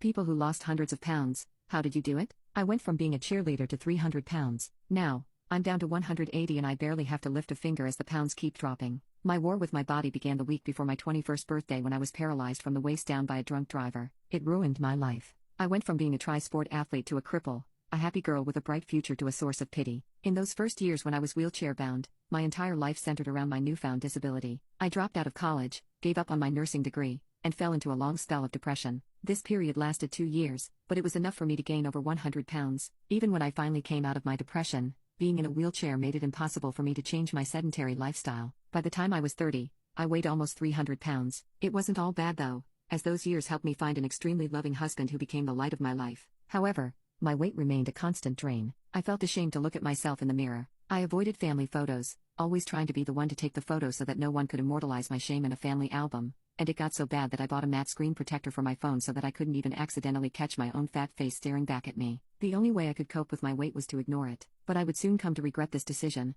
especially after discovering just how effortless it would be for me to undo all my troubles, if only I put the effort into figuring out how. When my husband and I finally decided we were ready to have kids, I was initially elated because my doctor said that paralyzed women like me can still get pregnant and have children with minimal extra risks. But my hopes fell when I learned that my obesity meant that my husband and I would probably be unable to conceive. We tried anyway. And my doctor wound up being right, and so I fell into another long spell of depression that raised my weight to 310 pounds. I felt like Jabba the Hutt. Fortunately for me, there was a light at the end of the tunnel this time. I didn't know anything yet, but my husband and mother-in-law were about to change my life. I just had to be patient. My husband said that he and I were going to go on a health journey together and that we were going to hold each other accountable, so I wasn't alone in this. We threw out all the junk food and started meal prepping together constantly. Our relationship improved as we started actually cooking every single meal at home and together, and it was really wonderful to spend quality time with the love of my life in such a consistent way. Unfortunately, it was still too much for me. I cracked one day when I thought my husband wasn't looking and ordered a massive Oreo cake from Walmart. I planned to devour the whole thing that very night,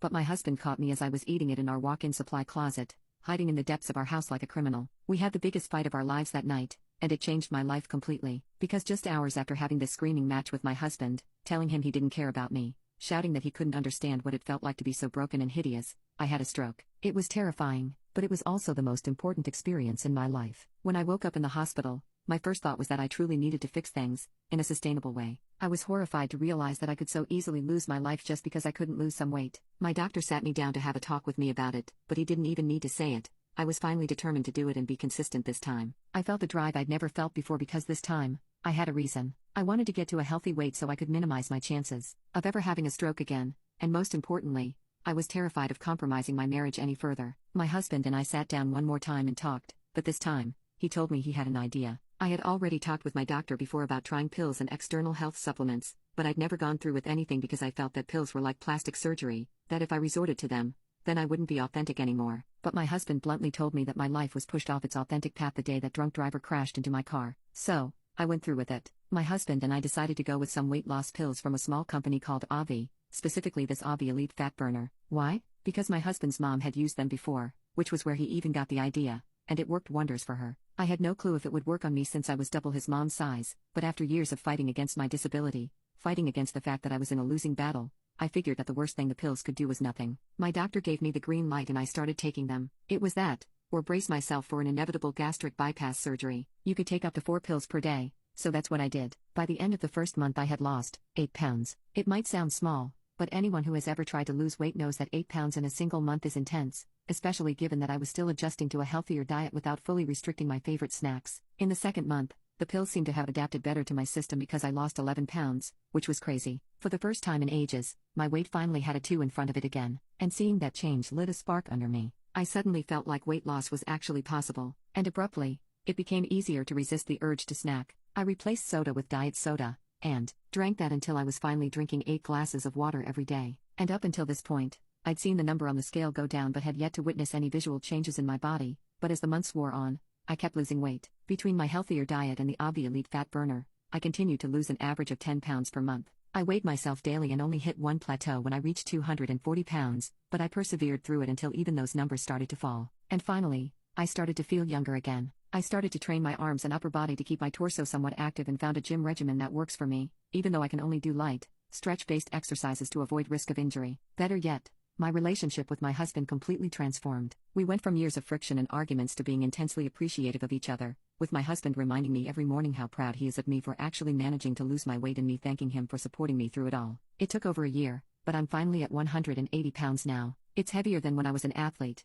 but I'm not trying to go back to those days. I just want to be healthy and happy. I even stopped taking the Avi pills because I didn't need them anymore, but my body has barely noticed a difference. If anything, I'm still slimming down now that my health habits are actually better. My doctor is astounded that I was able to lose so much weight, especially after years and years of me not doing anything about it. I've even started picking up wheelchair table tennis. There are obviously still things I dislike about my body, from the way my skin sometimes sags and how I'll always have stretch marks from being so big, but I finally feel safe, secure, and ready to start my own family, because yes, as of last week, I am officially pregnant, and I'm the happiest I've ever been. Edit. Guys, please stop telling me to name my child Avi. Yes, I love them for their help, but I think I'd name my baby girl after a dish soap before naming her after a weight loss supplement. Thanks for platinum though. My mom hired 2 kids to beat up my childhood bully. Sorry this is long, but there's some background that is important to the story. So this happened when I was in 3rd grade and my childhood bully, Jake, was in the same class and lived in the same neighborhood as me but failed 2 grades. That's important because imagine how much bigger he'd be than me. We lived in townhouse condos in the 80s,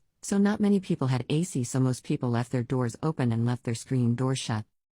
So one day I was walking to my friend's condo to see if she could come out to play, and I hear some screaming and pounding, and I just happened to look because it startled me when I see his little sister fly across the room. I go back home and call my mom, and of course she calls CPS and the 5 kids get taken away. But this is the 80s and back then it was common to just promise you won't do it again and get your kids back, so they've been taken away multiple times.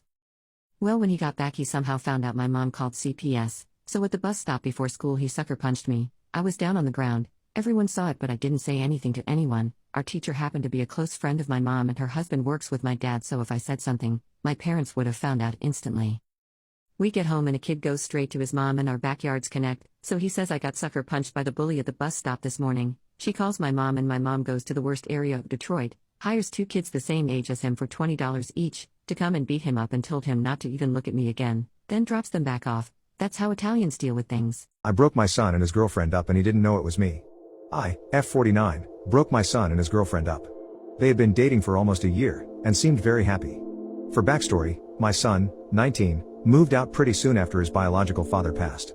He told me he wanted to expand on life, because he was nervous he would waste it away being depressed over the death of someone so important to him. I understood completely and allowed him space and freedom, but we talked daily and he visited all the time. After a while of living alone, he moved back. It was around this time that he introduced me to Kaylee, fake name. Me and Kaylee got along immediately. She lacked a mother in her life, and I think she was quick to establish that relationship with me. Off the bat I noticed she was extremely paranoid and had extreme trust issues, but she wasn't toxic or manipulative, just anxious about where my son was going after work. She'd ask me and I'd answer with he went to his friend Mike's house. They hang out to play PlayStation with each other. We both genuinely believed that my son was at Mike's house, and we had no reason to suspect he wasn't. One night, after my son came home to pick up his PS4 to hang out with Mike, Kaylee asked me to pick up some tampons and Tylenol for her. She lived close and her periods were always super intense, so I was used to going out late into the night to help her. My son gets out of work at 4 o'clock and is usually home or at Kaylee's place by 5:30, 6 o'clock at the latest. It was 6 and he hadn't swung by to drop off his PS4, so I shot him a text before I left the house to let him know why I was gone. It was something like, "Hey, Kaylee is on her period, so I'm heading out to grab supplies. You okay?" He answered me while I was driving, and I checked it when I got to the store. It was something like, "Yeah, I'm fine. Mike needed help building a shelf he bought, so I'm staying a little later." I sent back some message saying okay, be safe, all of that mother stuff. But I was not ready to see Mike, working the cash register, smiling at me as soon as I walked in. I hadn't forgotten he worked here, but obviously, figured it was his day off. I smiled back, but immediately I felt sick to my stomach. I tried to rationalize it. Maybe he means he is building it for Mike, while he works? I couldn't even think straight. I just got the tampons, some snacks and Tylenol for Kaylee and went to the register. Mike obviously started small talk with me. Paraphrasing because my memory is bad, but it went something like this: "Hi Mrs. Last name, hello, Mike. How are you doing?" "I'm alright. Getting some supplies for my son's girlfriend." I remembered he laughed. "Speaking of your son, I haven't seen him in a few weeks. I need him to give me my PS4 controller he borrowed, can you tell him that?" I felt sick again. I didn't want to put my son in the spotlight, so I didn't mention the stories my son had been feeding me. I just smiled and said, "I'll let him know." I paid for my stuff and left quickly. I drove to Kaylee's house and gave her the supplies, but I didn't know what to say, or how to say it. She was smiling and laughing, and looked carefree. She asked me where my son was. I couldn't lie to her, I couldn't. So I answered honestly, "I don't know." I didn't know where he was, or who he was with. I just told her to call him and ask. She thanked me and I left her house.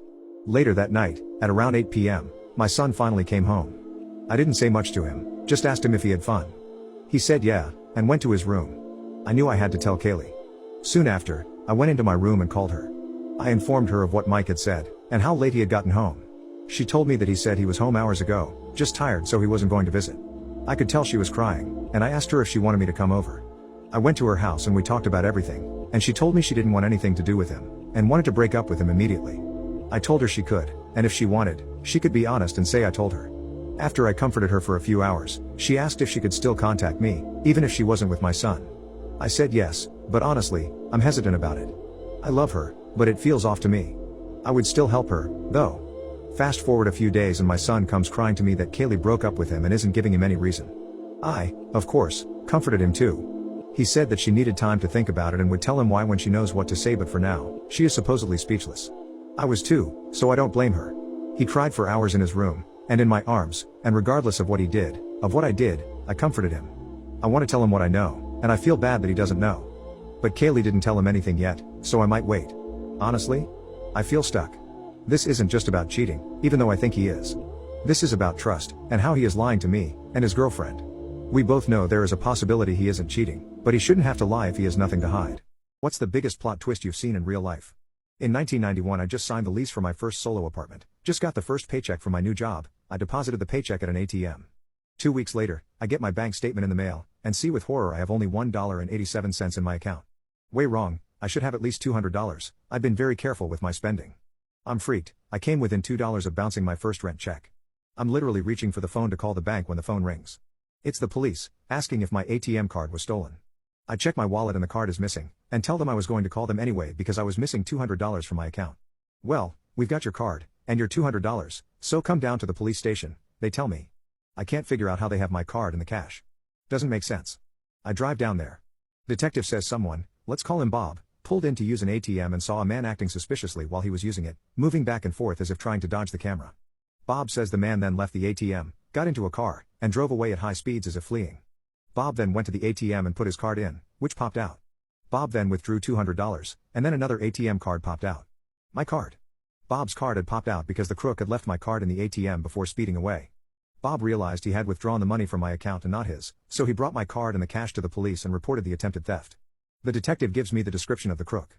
According to Bob, it was a man 5 feet 7 inches, brown hair, round gold-rimmed glasses. I say out loud so, about my height, my color hair, and glasses like mine, before realizing Bob was describing me. I'd never deposited a check in an ATM before, so I was moving back and forth, following the instructions on the screen, filling out the envelope with my account number, punching the amount in, etc. I then forgot to take my card out and just left because I'm an idiot. I drove away at high speeds because I was 19 and that's how I drove everywhere. Worried the detective might be annoyed, I didn't tell him I was the crook, I just thanked him and left with the money I stole from myself. Homeless and about to starve to death. Thank God for Halloween. I was 24 years old. I was about to be evicted from my apartment because I couldn't pay rent. I had lost my job and no longer had an income. I began to starve, as my only nutrition came from the re-popcorn offered at a grocery store which was a 30-minute walk away from my apartment. Shortly before I lost my apartment I came to the realization, I could dress up in a costume, go trick or treating by myself, then survive by eating candy. I didn't have a costume. I was starving to death and the fatigue was severe. I came up with the idea to put on a bunch of Ed Hardy clothes. I came up with an alibi. The reason for my costume was because I was the ghost of Ed Hardy. Imagine a skinny 24-year-old pale guy, going door to door, asking for candy with a black cloth sack. I looked like a criminal. I got so much candy. I could not believe the generosity of the people that I interacted with. Complete strangers chilling at home, who were expecting children, filled my bag with candy. Some people looked shocked, others found it funny. I still can't believe I worked up the courage to do that at age 24. After about an hour of trick or treating, I returned home to my apartment. The door lock was broken because a meth head kicked my door in a few weeks prior. It didn't feel like a safe home because of that. I couldn't lock the door. I proceeded to fill my stomach with as many candy bars that I could. I packed my stomach with chocolate. Due to extreme starvation followed by heavy nourishment, I experienced a very strange, intense euphoria. It felt as though I smoked a large amount of 420. Lights became dim, my vision shifted to fuzzy, and an incredible sense of peace washed over me. I felt so calm and high, I ended up blissfully falling asleep in my queen-sized bed. The fear of my housing situation melted away and all I felt was tranquility. What was your most awkward sexual experience? My first, and last, Tinder date, circa 2014. Met her at a bar, she's cute and kind of awkward and dorky, which I like. We have nice but very light conversation. Nothing went very deep before the subject was changed. I see it's not really going anywhere and we don't have much chemistry. After an hour or so I pay for drinks and go to say goodnight, and she asks me back to her place. Sure, I guess. Then she asks me, in all seriousness, if I'm planning on killing her. I explained to her that I am not. Although that was weird, I still follow her back to her house. We sit in her living room drinking red wine and listening to indie music. It's kind of nice, and we get cuddly. She then mentions she has a flight early in the morning for a family vacation with her parents and siblings, which I take as a hint. She then spills a huge glass of red wine on her white carpet and spends the next 20 minutes frantically trying to clean it up. It leaves a decent stain. I'm ready to leave at this point but she apologizes and asks me to stay the night. My instincts were screaming no but my curiosity said we gotta see where this goes. We go up to her room and get in her bed. Clothed. She says okay good night and turns off the light. I'm so confused at this point I just lay there in the dark like what the F even is this? She then says I'm sorry we're not having sex. I feel like I'm leading you on. I'd give you a blow job but I don't want to be sick for my trip. What does that even mean? I go yeah it's okay and now start planning my escape. As I lay there in silence she starts running her fingers through my hair. Okay. She keeps doing it but now starts whispering Babby, Babby, over and over as she does it. I finally nope the F out and say the wine made me feel bad and I had to leave. It took me a good week to feel normal again after that. It was like some American Horror Story poop. Am I the a-hole for wanting to leave my boyfriend after seeing how disrespectful and insecure his mom acts towards the other women in her family? I met my boyfriend's mom just 4 days ago, and I'm unsure if I'm overreacting by considering breaking up due to her behavior at dinner. I need to use a throwaway account for this because I'm feeling overwhelmed. My boyfriend and I have been in a long-distance relationship for 2 years. We initially met while on vacation and, during that time, I met his family through video calls. Due to my intensive degree program, I couldn't visit in person. However, now that I've finished my program and can work remotely, I decided to move to his city, get my own place, and continue our relationship in person. I looked at apartments and then had dinner with his family for the first time. Everything started well. I met his parents, brothers, and their spouses. His mom was friendly until we began dinner. The oldest brother's wife had prepared an appetizer, which was delicious. However, his mom took a bite, made a displeased noise, and acted as if she had difficulty swallowing it. She commented that it had a different taste and made a disgusted face. There was nothing wrong with the appetizer. She then went to the kitchen and returned with the same appetizer, saying, "It's good I made the same one just in case." I expected the sister-in-law to say something, but she remained silent. No one addressed the issue, and conversations continued as if nothing happened. His mom, along with the other spouses, cleared our plates, which still had the original appetizer, and served her version on new plates, instructing us to eat. It was the same appetizer, with no difference. I even preferred the sister-in-law's version because it had more vanilla. I was shocked by her actions. Dinner continued, and all the dishes were prepared by his mom. She kept asking how the food was and made passive-aggressive comments about dishes that the other daughters-in-law had previously made. I didn't say anything at the time due to my astonishment, but after dinner, I asked my boyfriend about the situation. He explained that his mom is very passionate about her cooking and doesn't like anyone to outshine her. When I asked if this happens at every family dinner, he confirmed it, mentioning that if someone has made a dish before or prepares one during dinner, his mom tries to outdo them.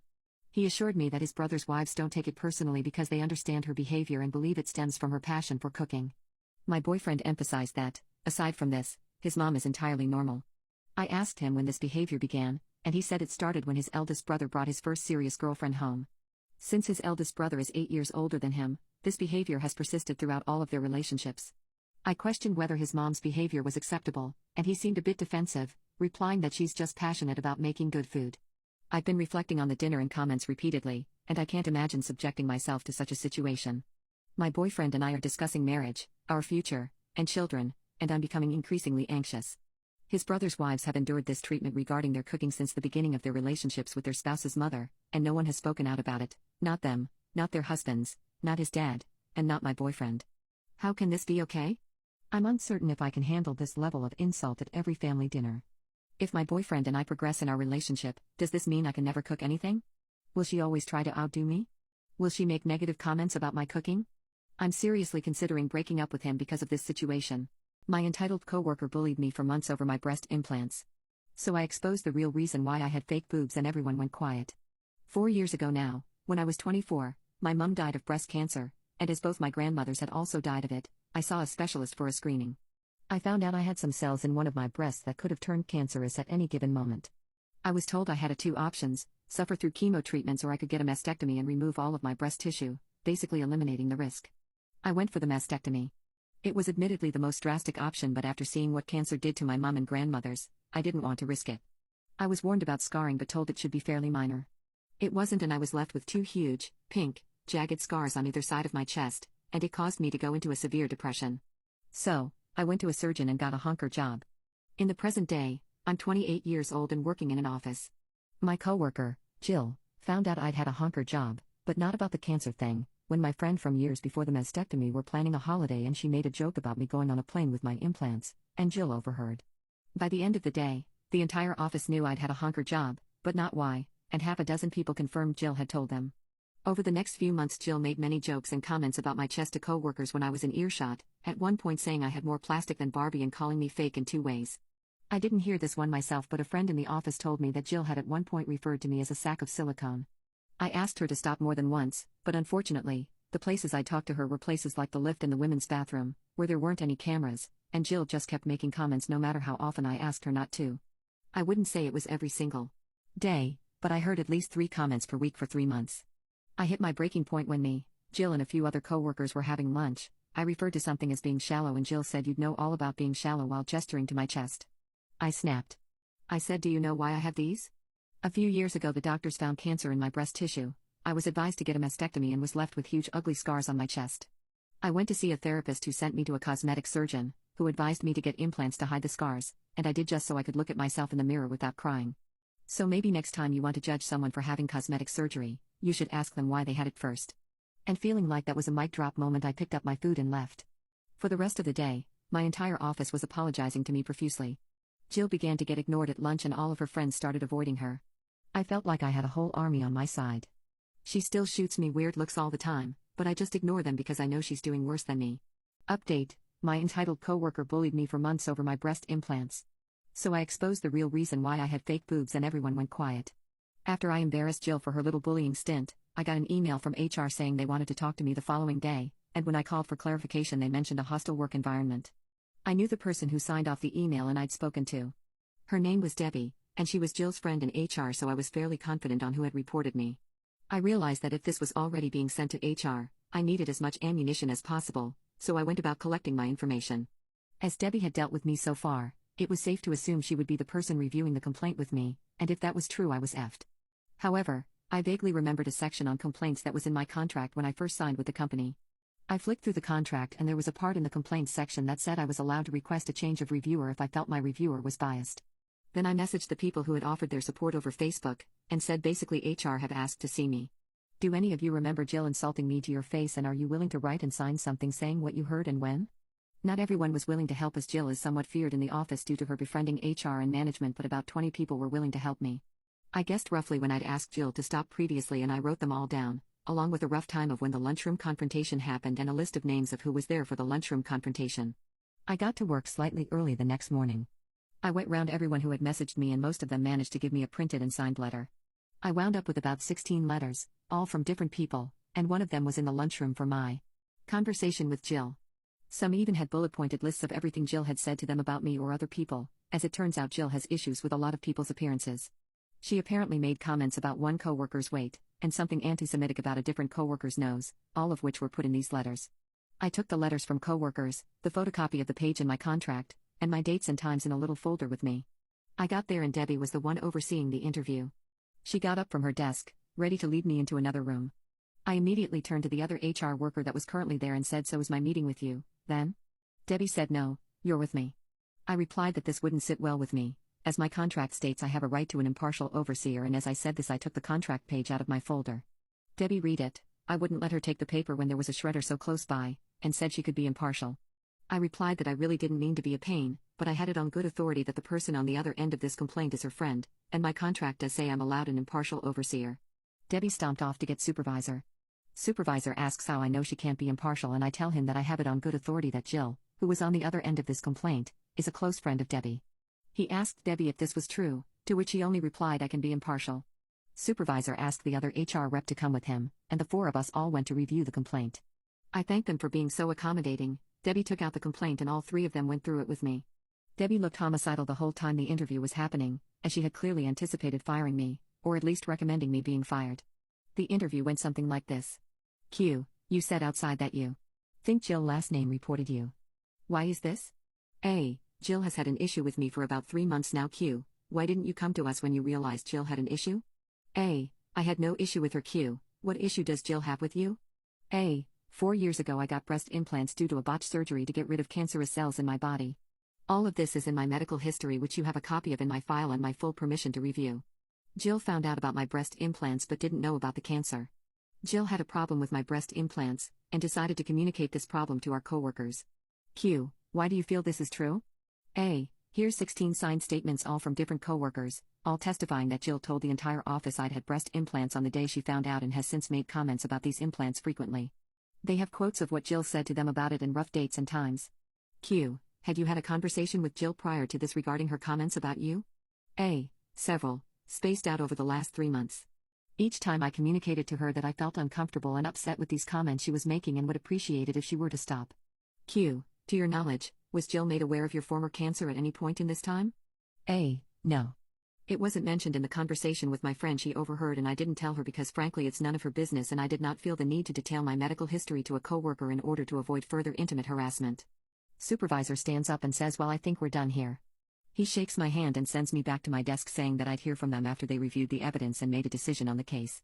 About an hour goes by, then the person who wrote the letter and was there for the lunchroom conversation gets called for a meeting with HR. They come back 10-ish minutes later. The other people who were also there for the lunchroom conversation get called one by one, except Jill. Then, finally, Jill gets called in. She's gone for about 30 minutes and comes back fuming. She glares at me while I work, but I ignore her. 4:30-ish, Jill gets called into HR again. 5 p.m. rolls around, everyone is either leaving or getting ready to leave, when Jill storms back into the office. She glares at me the whole time she packs up her desk. She then starts telling anyone who will listen that I got her fired before shoving her way onto the lift. An email comes in from HR. My case is closed. Burn our son and take my house? Law 14, pose as a friend, work as a spy. I might not have legal power, but what I do have are a very particular set of skills that make me a nightmare for people like you. I was living in Eastern Europe as an American expat married to a local woman. She was harming my oldest son who had just turned 5. It was pretty bad stuff. When I wasn't around, she took her frustrations with me out on my 5-year-old mini-me. He was an exact little version of me, looks, personality, everything. But physically unable to defend himself from my wife. Unable to hurt me through threats and tirades, she turned her attention to my son. Besides beating and locking the kid in closets to try to accomplish this, she burned him with an iron on several occasions, which she said was an accident each time. She locked him out on the balcony in sub-zero temperatures, causing the little guy to contract chronic bronchitis. Seeing my emaciated boy with bruises, welts, burns, and dark circles under his eyes made me realize I had to get him out of the situation at any cost. To hell with any business or life I had built there. Nothing was worth what was happening to my child. But I was far from home and had to do this thing right. Having gone to the local police previously, I knew they really couldn't care less and didn't want to be bothered. They offered to interview my wife but said that making an arrest would be difficult without a direct admission of guilt, as I did not have any witnesses and it would be my word against hers. An attorney later said that I was fortunate that they didn't investigate, or she would have likely gotten a talking to at most by the police. She would have denied everything and probably have quickly moved out with the children, filed for divorce with counterclaims. Everything would thereafter be on her turf and terms. I consulted an expert on international family law in New York on how to get custody and get the kid away from her. He explained that essentially it was a tender year state, not a best interest of the child state as far as child custody. Simply put, he confirmed a woman could be an alcoholic monster, beating the kids in a cockroach-infested one-room tenement, and she'd still get to keep them. Go figure. The best a man could hope for was a visitation order.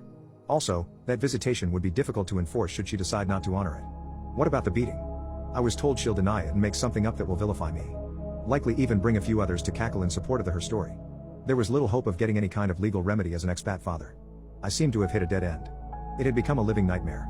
The advice I received from the attorney was to get my kids out of the country and to the US. It was a ray of hope. However, it was far from a simple task, albeit the only fighting chance we had. I would need to set up an elaborate operation with falsified travel consent documents that were able to pass through exit controls and electronic verification to get my kid out successfully. All would need to be done under the watchful eye of my wife and mother-in-law, whom she moved in without my approval a year earlier, by saying she was coming to visit. She just never left. I knew I'd have one chance only. If for any reason my plan failed, were somehow discovered or caught leaving, it could potentially mean never seeing my kids again and facing hard time in a foreign prison. After 6 months of elaborate planning, everything was set and planned for our escape. However, there is no such thing as a fail-safe plan. There is always something that can go wrong. A seemingly minor issue or circumstance that unexpectedly arises can easily take you down. You can only reduce, but never completely eliminate risk. Then just 2 months before we were supposed to leave, she upped the ante. Not knowing about my plans, she threatened to take the kids and leave unless I sold my house in the States and bought a mutual residence. It doesn't take a financial guru to see the writing on the wall as far as what her business plan was. The intentions were crystal clear. Years before, I was toying with the idea of purchasing a property for us, but as time went on she began showing her true colors and I quickly got the sense that I would likely get fleeced. Not happening. Simple solution. I continued renting so as to ensure the most she could get was the last month's rent and some trinkets should things really go south. But no assets. I knew that the risk was still too high that she might leave with the kids first, so I dangled the carrot. A big one. Pretending to acquiesce, I told her to go ahead and find a good realtor as long as she promised to let up being so harsh on the kid. That I believed would get the kid a little slack since she'd be on her best behavior until she got what she was after. I told her I thought our relationship would improve if we co-owned a residence. They bought it. Hook, line, and sinker. She and mother-in-law were so happy. Knowing that once I bought the house they would then be able to get me out of the picture as we had been married long enough.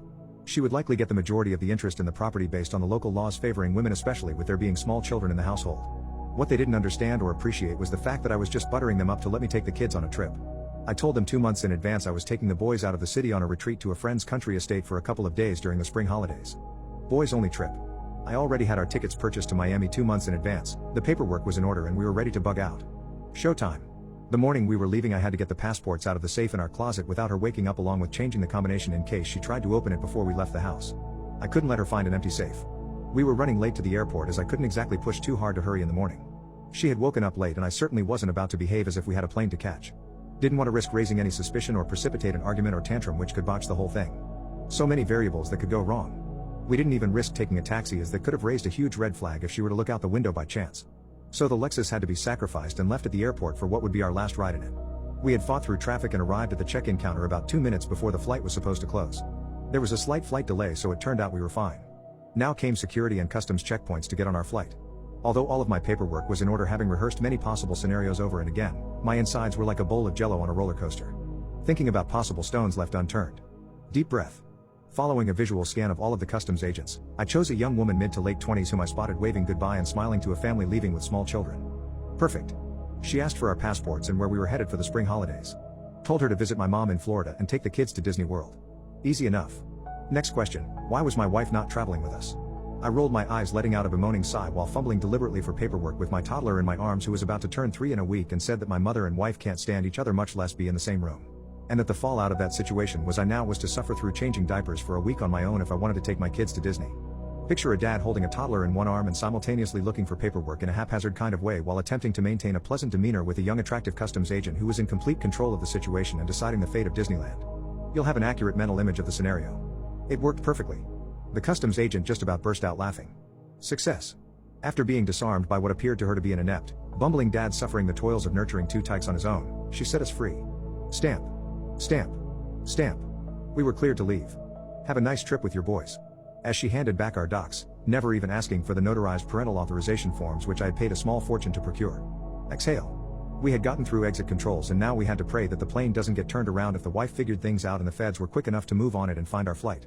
If an international flight is less than halfway to the destination, it can be ordered to land or return to the point of origin. Only other trouble spot could be with US Customs once we land. Well, we landed in Miami and I held my breath once again as we went through customs. This time we got a stern-looking late 50s agent with a salt and pepper mustache. He was all business and looked like a lifer. He asked what the purpose of our trip was. Grandma and Disney. Poring over our documents with a poker-faced expression, and for what seemed like an eternity, he was intently reading something on a screen. Oh. There went my inside spinning into Jello roller coaster land again. Could he be reading notes to deny entry and detain us? Until finally, the weight in the air was lifted and in a dry monotone voice he said, "Welcome to Miami. Enjoy your stay." We had made it. It just couldn't quite sink in yet. I still felt as if I almost expected to be stopped at any moment after almost half a year of living on the edge. Once we got on the SkyTrain, then saw the palm trees, their fronds slightly waving in the warm breeze, and breathed in the humid tropical air, I knew that we were home safe in the good old US of A. An international jurisdictional trial ensued for the family law case, and $80,000 later we won. But that very moment when my wife and mother-in-law learned that we were out of their clutches and in the States. Priceless. As a surgeon, what's the scariest thing you've seen in the operating room? A 30-year-old man came to see me for unexplained visual loss in one eye. I thought there was a mass pushing against his left optic nerve and ordered an MRI. This demonstrated that the mass was in fact a large aneurysm of his carotid artery against the brain. The protocol was to send such cases to the vascular neurosurgeon who saw him the same day. He agreed on the diagnosis and ordered an angiogram to better show the aneurysm. Both the angiogram and surgery were set for the next morning. This was about 1987, and there was no way of fixing the aneurysm without open neurosurgery. We were lucky as Dr. T was world famous for his technical ability. And he was kind enough to allow me to come as his assistant. The skull was opened by the resident by drilling 4 holes that were then connected with an electric saw that had a ridge to protect the soft brain beneath. The large skull flap was removed and the underlying dura, which is tough skin around the brain, was cut and flapped back, exposing the brain. For the next hour the chief resident pushed and manipulated the brain to one side. And then a ridge of bone had to be drilled down for better exposure. Then we had a clear view, the juncture of the carotid and ophthalmic arteries with a big bulging arterial aneurysm coming straight up at us. Before touching this, Dr. T placed 2 cords around the carotids on both sides just in case. Then, a silver aneurysm clip was slipped in behind the aneurysm and slowly released, allowing the 2 prongs to cinch closed over the neck of the aneurysm. Only I didn't get to see the last part. Suddenly the entire brain pan filled with blood. I was suctioning but couldn't keep up with the outpouring of blood. The resident ripped his suction tip off and I followed suit, so we went with these hoses into the bloody opening, but we couldn't make any headway or even see the brain. Dr. T couldn't see a thing and blood was spilling up and over the edges of the skull. A nurse started to read the falling blood pressures. 110/65, 90/50, 70/40, 55/0. Then the anesthesiologist said, "We've lost him." Blood pressure crashed to unmeasurable. The nurse was squeezing bags of blood into him but couldn't keep up with what was pouring out. Now if this happens in the abdomen, you compress the bleeder or place clamps. But in the brain, you don't have those options. Cool as a cucumber, Dr. T stuck his hands below the surface of the blood and began feeling about. Without being able to see what he was doing, he tied off the carotids proximal to the bleed. Then suddenly our suction worked. And the blood pressure came up from 0. Dr. T examined the area and laughed. "There was a second aneurysm hiding behind the first one," he exclaimed. A second silver clip was placed. Then the carotid ligatures were removed. I turned to the anesthesiologist and asked him if he was scared. "No," he said. "Just sad. He was dead and I saw no hope that we could get him back." Such a young man. 2 hours later I related the story to the patient's wife. On follow-up, the patient did great. He even got his vision back. I have never seen such cold-blooded rapid action under fire. Dr. T didn't even take a second to swear.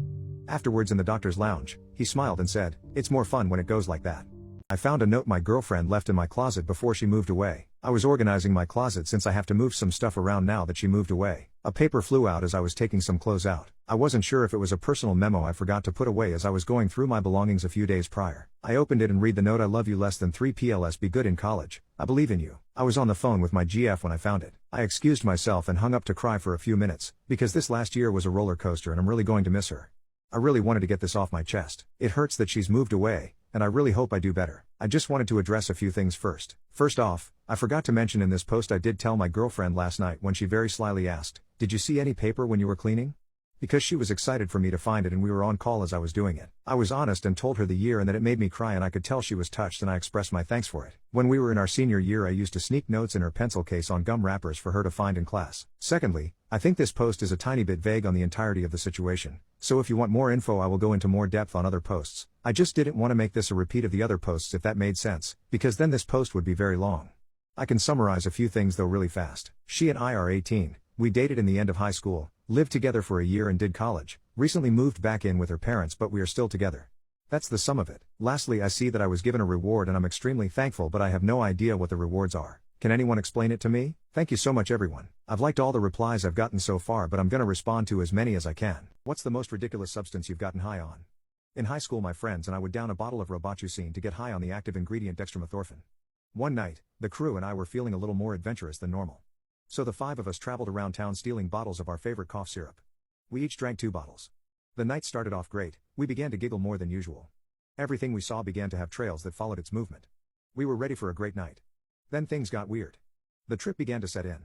Don't be fooled by the idea that because cough medicine is widely accessible, the recreational effects of it cannot be as consequential as, say, acid or mushrooms.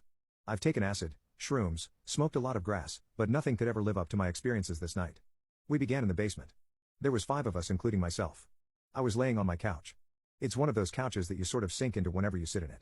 Well, as I laid my head down, my face began to sink further and further into the pillow.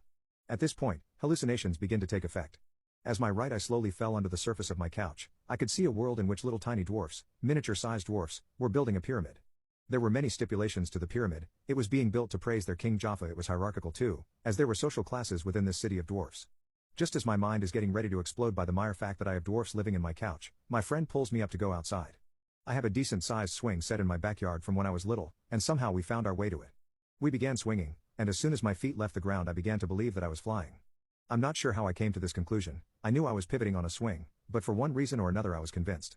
I'm not sure if it was to impress my friends or the sheer fact I was tripping balls. I jumped from the swing and landed on my ditch, which was full of mud.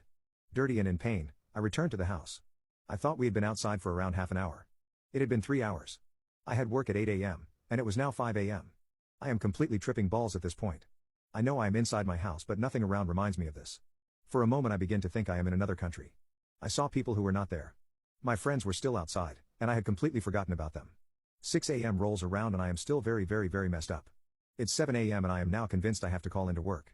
I go to my computer. It takes me 30 minutes to find my retail store's number, which I had in my cell phone contacts. I had no idea the trip would last so long. I held my breath and dialed. The store didn't open until 9, so there was no body on the other end. One no call no show and I was fired. So I did what any responsible adult would do. I went to work. And this is where things got crazy. I rode my bike to the store. I lived about 2 minutes away, walked inside and went immediately to the bathroom. My eyes were almost all black. I was sweating. I had mud on my pants from the swing the night before, and to top it off I confused my work shirt with a regular t-shirt of the same color. I grabbed a store sweater and went right to the back, and tried to remember how to perform my job. I still had 1 more hour before the store opened. Hopefully the trip would begin to fade a bit. It didn't. I walked out onto the floor of the corporate outdoor sporting goods retailer knowing I had no business there.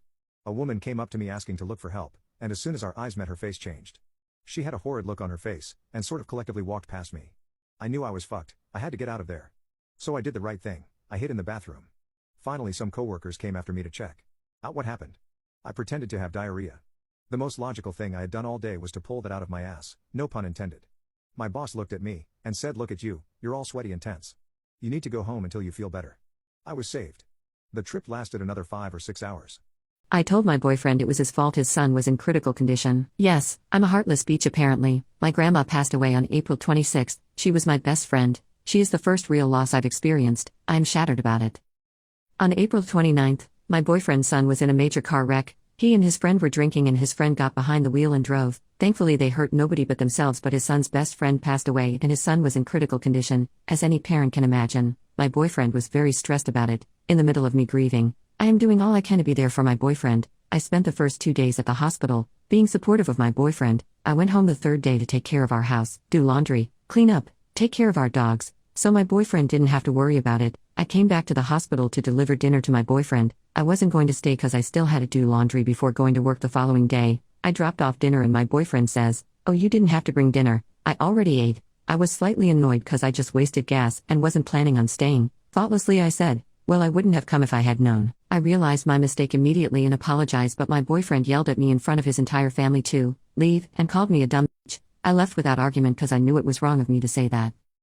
So today, I am home finishing laundry etc., and my boyfriend comes home to take a shower. We get into a huge argument because I couldn't stand how he was talking to me. My grandma just passed, and instead of me grieving, I am trying to put that to the side and be selfless and split time at the hospital and taking care of things at home so my boyfriend didn't have to worry when he gets to leave the hospital. Apparently it wasn't good enough for my boyfriend. He insulted me and called me a dumb fat bitch, told me I'm selfish, told me nobody cares about your grandma or your feelings, nobody cares that she passed away. Obviously you're alone because you don't have a support system. Where are all your friends?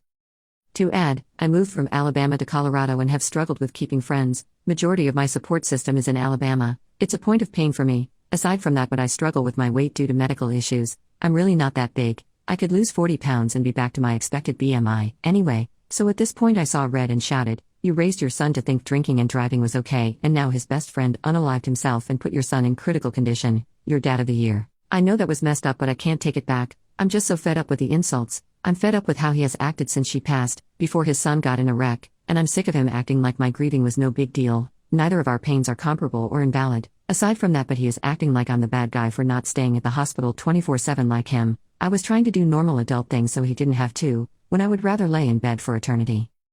I'm the jerk, but I don't care. I'm fed up with my pain and sadness being ignored. Have you ever lost all respect for someone? What happened? I was in an Uber once. My girlfriend and I were going to a bar to meet friends for drinks and celebrate a birthday. The guy pulls up and my girlfriend is finishing her drink, shakes the empty cup and says to him, "It's empty." He smiles and says, "Don't worry, it's Vegas. You're allowed to have fun." We get in the car and he starts driving. He asks us questions about ourselves, how our night is going, what our plans are, whether we're married. We're in a great mood, so we take it in stride and start having a full-on conversation with the guy, getting to know each other. He tells us about his smoking hot wife who he loves very much and all about his kids and the new life they're starting. We have great conversation for about 15 minutes before he starts talking about how many hours he's been working and how hard it's been on his life at home. We feel for the guy.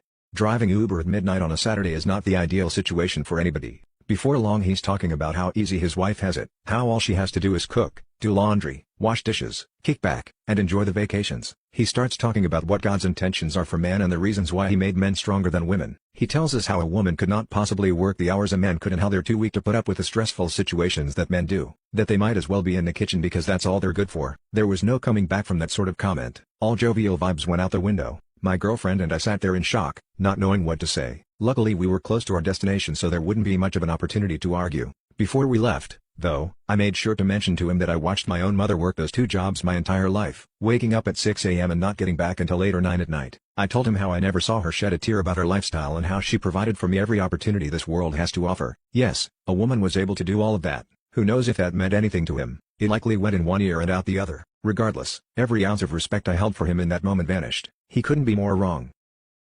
How did you lose your virginity? I've always been a huge nerd. It was especially bad in middle and high school, when pretty much no one would talk to me. I had a very bad stutter and I was 4.5 feet at best, so girls never gave me any attention and most guys just saw me as someone to shove around, if they saw me at all. Because of that, I spent a lot of time alone, and one of the only real hobbies I had was building Legos.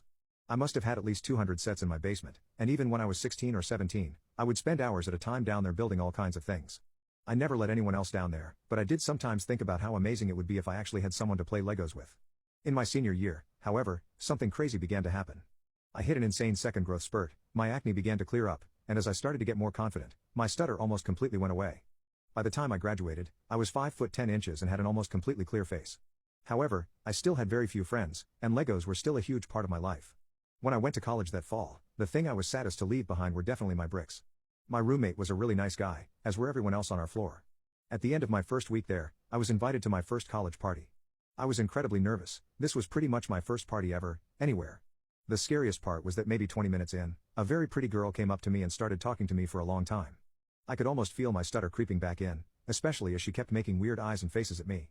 Suddenly, however, she mentioned something about her little brother playing with Legos, and I lit up instantly.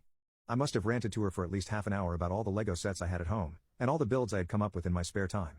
Finally, she shut me up, and asked if I wanted to come back to her dorm so we could play with Legos. I got really excited, and said yes instantly. Needless to say, we ended up having intimacy that night. It was fine, but I was still kind of disappointed that I didn't get to play with Legos. Ever felt like you shouldn't exist anymore? Share your stories. I came across a post asking about achievements at the age of 23, and I wanted to share my own story here. Back in high school, I had dreams of being successful or happily graduating from college by the age of 23 or maybe 25. I had a deep desire to study at a university that offered courses related to writing or the arts.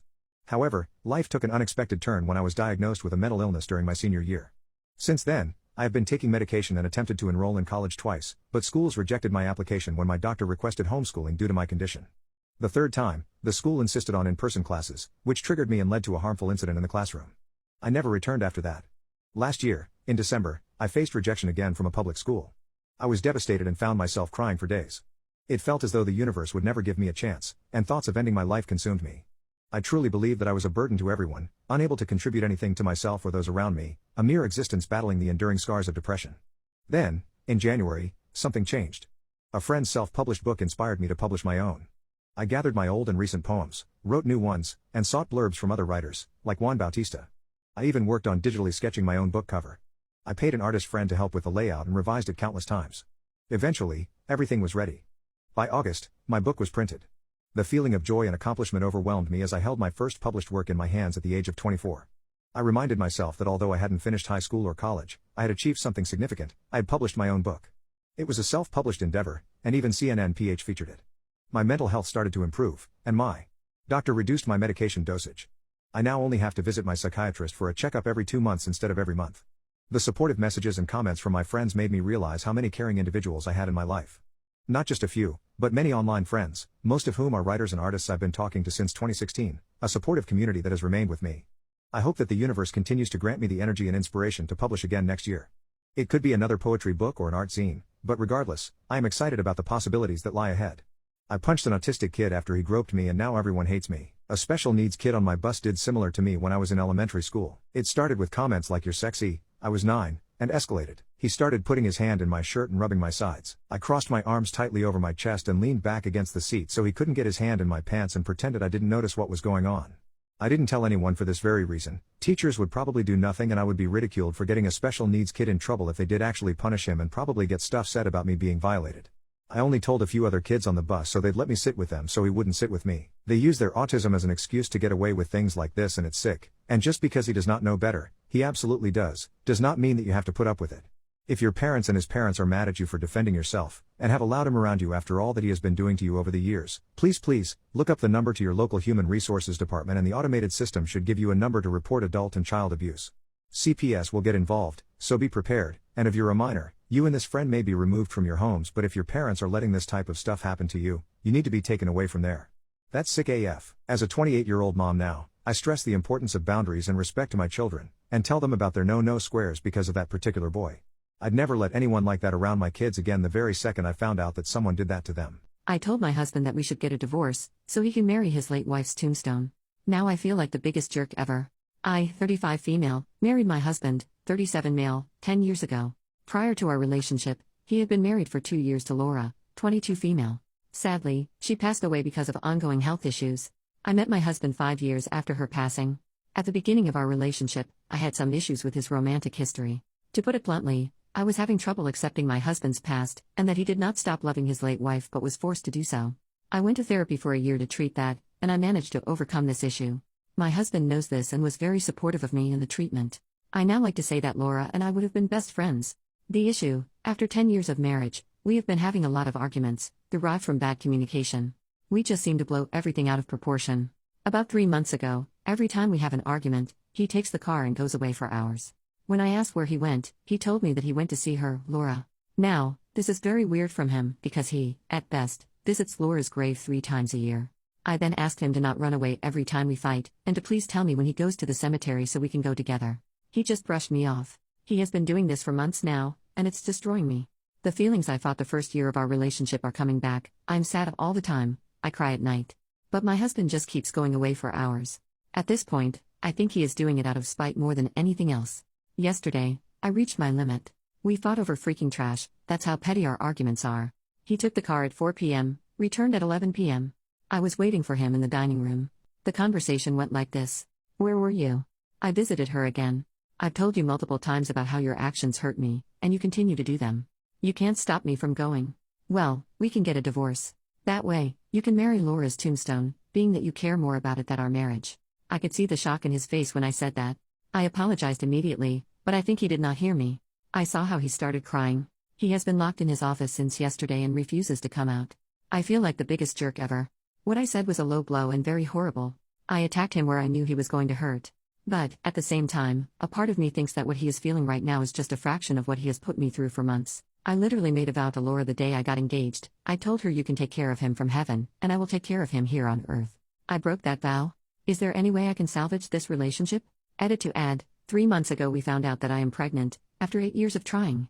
He has been visibly stressed out and reactive since the discovery, even though we both wished for a baby. Update, first I wanted to clarify something. I was only jealous of Laura in the first year of our relationship. But as I said, I worked through it in therapy. Throughout my relationship with my husband, I've hosted dinners in her honor, ordered embellishments for her grave, pushed my husband to reconnect with his former in-laws, and I even placed her in my altar of Dia de Muertos alongside my family members. I consider her a friend, even if I never met her.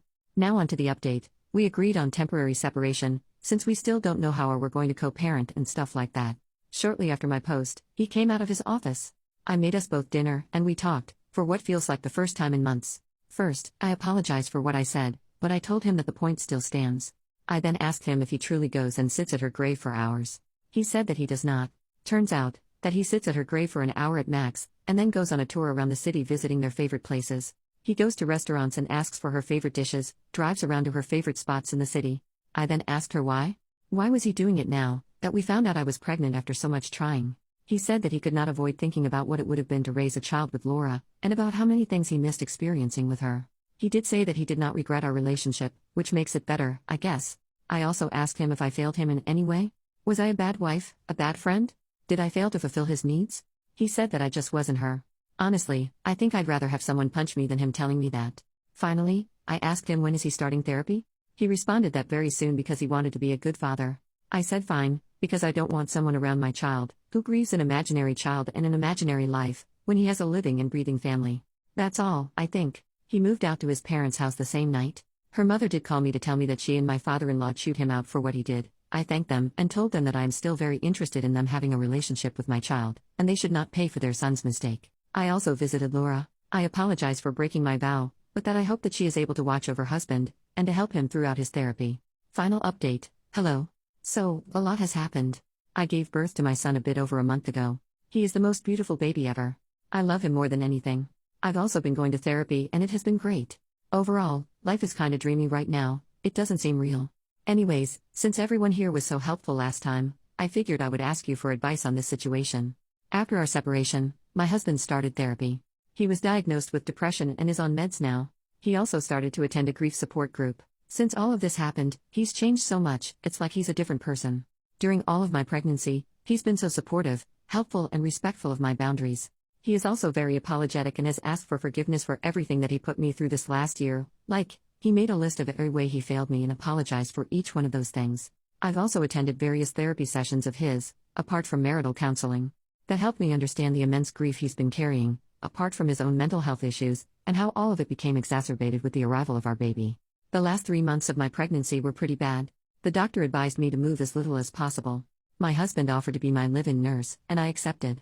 So we have been living together for the past 4 months. Of course we don't sleep in the same room or anything like that. He's been so great with me. We've had so many amazing conversations, and we just work wonderful together. I feel like I regained my husband, that the person I married is here again. After putting the baby to sleep yesterday, we had a conversation. He told me that he thinks he is ready to rekindle our relationship and asked me for a second chance. He told me that he will do anything he can to be deserving of a second chance. I honestly don't know what to do. This past year I watched him try to better himself, and succeed at it. He's also been so kind to me and is great with our son. But I also know that he is in a pretty vulnerable state right now, and I really don't know if I would be able to pick up our relationship where it ended. I don't know what to do. Should I give it a try? What's something you can't believe you had to explain to another adult? I explained to a guy that women can't hold their period, so back in college there's this dude sit next to me in a class. I don't know him, but I really had to go to the bathroom and change my tampon. I politely asked him if he can move over, and he looked at me so rude and said, "Can't you wait till the break? It's less than half an hour." I was offended by that attitude, so I said, "If you'll excuse me, I need to go to the bathroom because I'm on my period and I need to change my tampon." He said, "Yeah, like I said, can't you hold it?" I looked at him and thought, what the fuck is he talking about? Is this man an alien? But I really needed to use the bathroom and was angry at that dude, so I just ignored him and thrust my way out. And when I came back, I politely asked him again, "Do you know how period works?" He still has that rude attitude and said, "Yeah, why?" I know he must been thinking, why would she talk to me about period, crazy woman. And I said, "You can't ask a woman to hold it, it's not like urine, they take different paths, it doesn't sit in my bladder waiting for my command." Period is wild. The look on his face, oh man, I can remember that for life. I could see how his brain working so fast try to digest this new information. Seconds later he asked, "So which path does period take?" It's just. Nobody ever told me that. The same path you ejected from your mama. And don't piss off a woman on her period. Creepy country guys want to kidnap me. Friday evening, I found myself bartending alongside the manager. The dinner rush had depleted our stash of bar essentials, lemons, limes, bitters, and such. So, needing more of those, I was dispatched to a 24-hour grocery store down the road to gather the odds and ends required to see us through the weekend. All was going well until I ventured into the liquor aisle.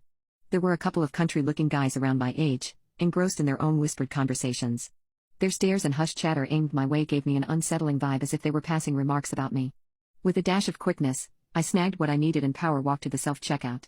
You know, when you're a bartender, it's like you're performing on stage, charming and mingling with folks who you wouldn't usually give the time of day unless the paycheck's involved. So, there I was at the self-checkout, and guess who followed me like the shadow of my own unease? Yep, those two guys. I busied myself with scanning my items, and they conveniently picked the scanner stations beside me. It was only then that I could get a better gander at them. One was taller, sturdy, and quite ordinary. The other, shorter and rounder. They had this unkempt aura about them, eyes bloodshot as if they'd been on a wild adventure fueled by who knows what. They kept gawking at me, and in a moment of eye contact, I dished out a quick closed-lip smile, a Midwestern nod to politeness. The taller one piped up, "Hey, looks like you're up for some party, huh?" I shot back something like, "Yeah, sorta, but it's not for me." They edged closer, ignoring their own scanning duties. "Must be for your boyfriend, right?" I flashed my polite, half-hearted smile once more, combined with a slight eye roll. I mean, come on, couldn't they take a hint? The tall one wasn't giving up, though. "You could join us tonight, have a real blast, you know?" I just told them that I had other things planned for that night and that I wouldn't be able to. And that's when things took a detour from uncomfortable to unsettling. The tall guy, now visibly annoyed by his lack of success, switched to a more threatening tone and basically invaded my personal space. We're talking like inches away.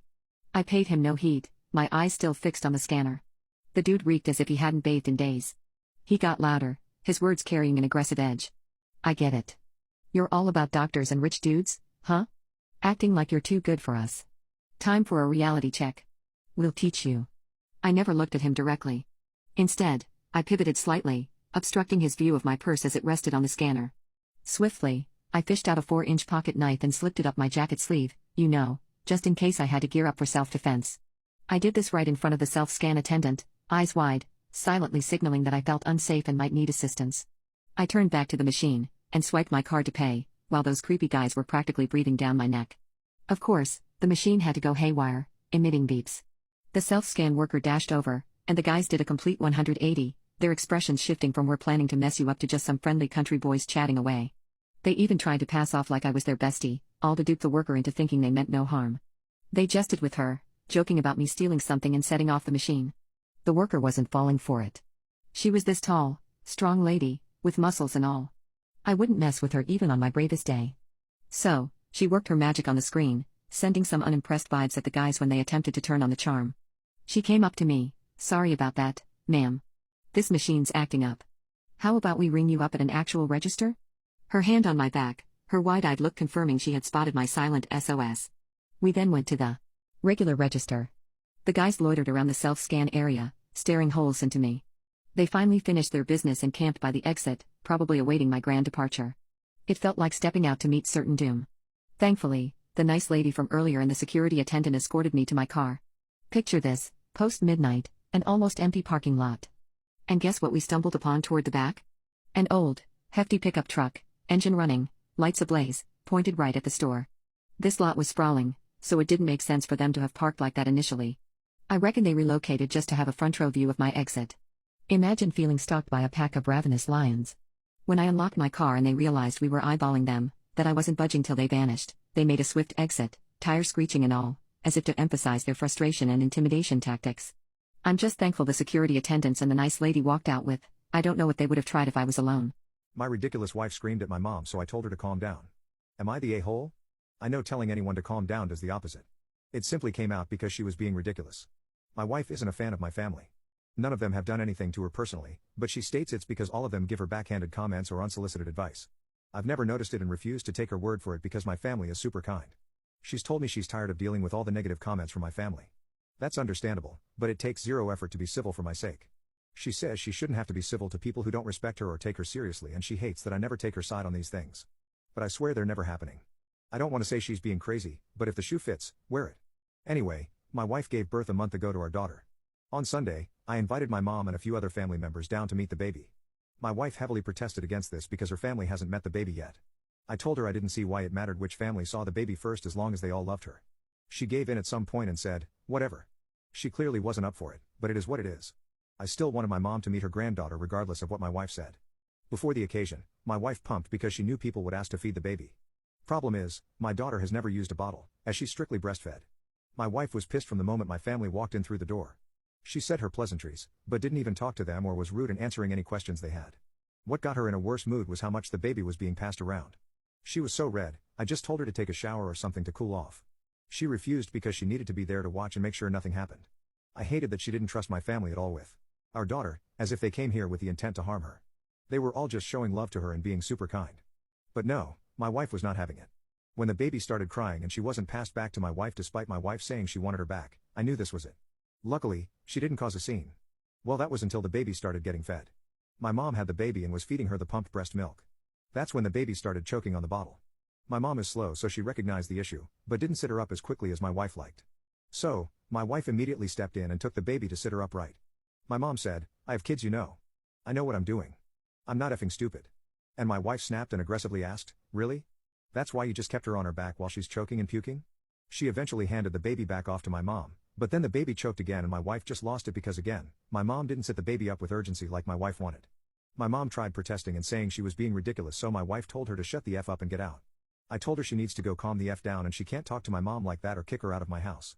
Now I'm getting the silent treatment because I defended my mother and clearly want the baby to aspirate on her own vomit, as well as calling us all effing idiots.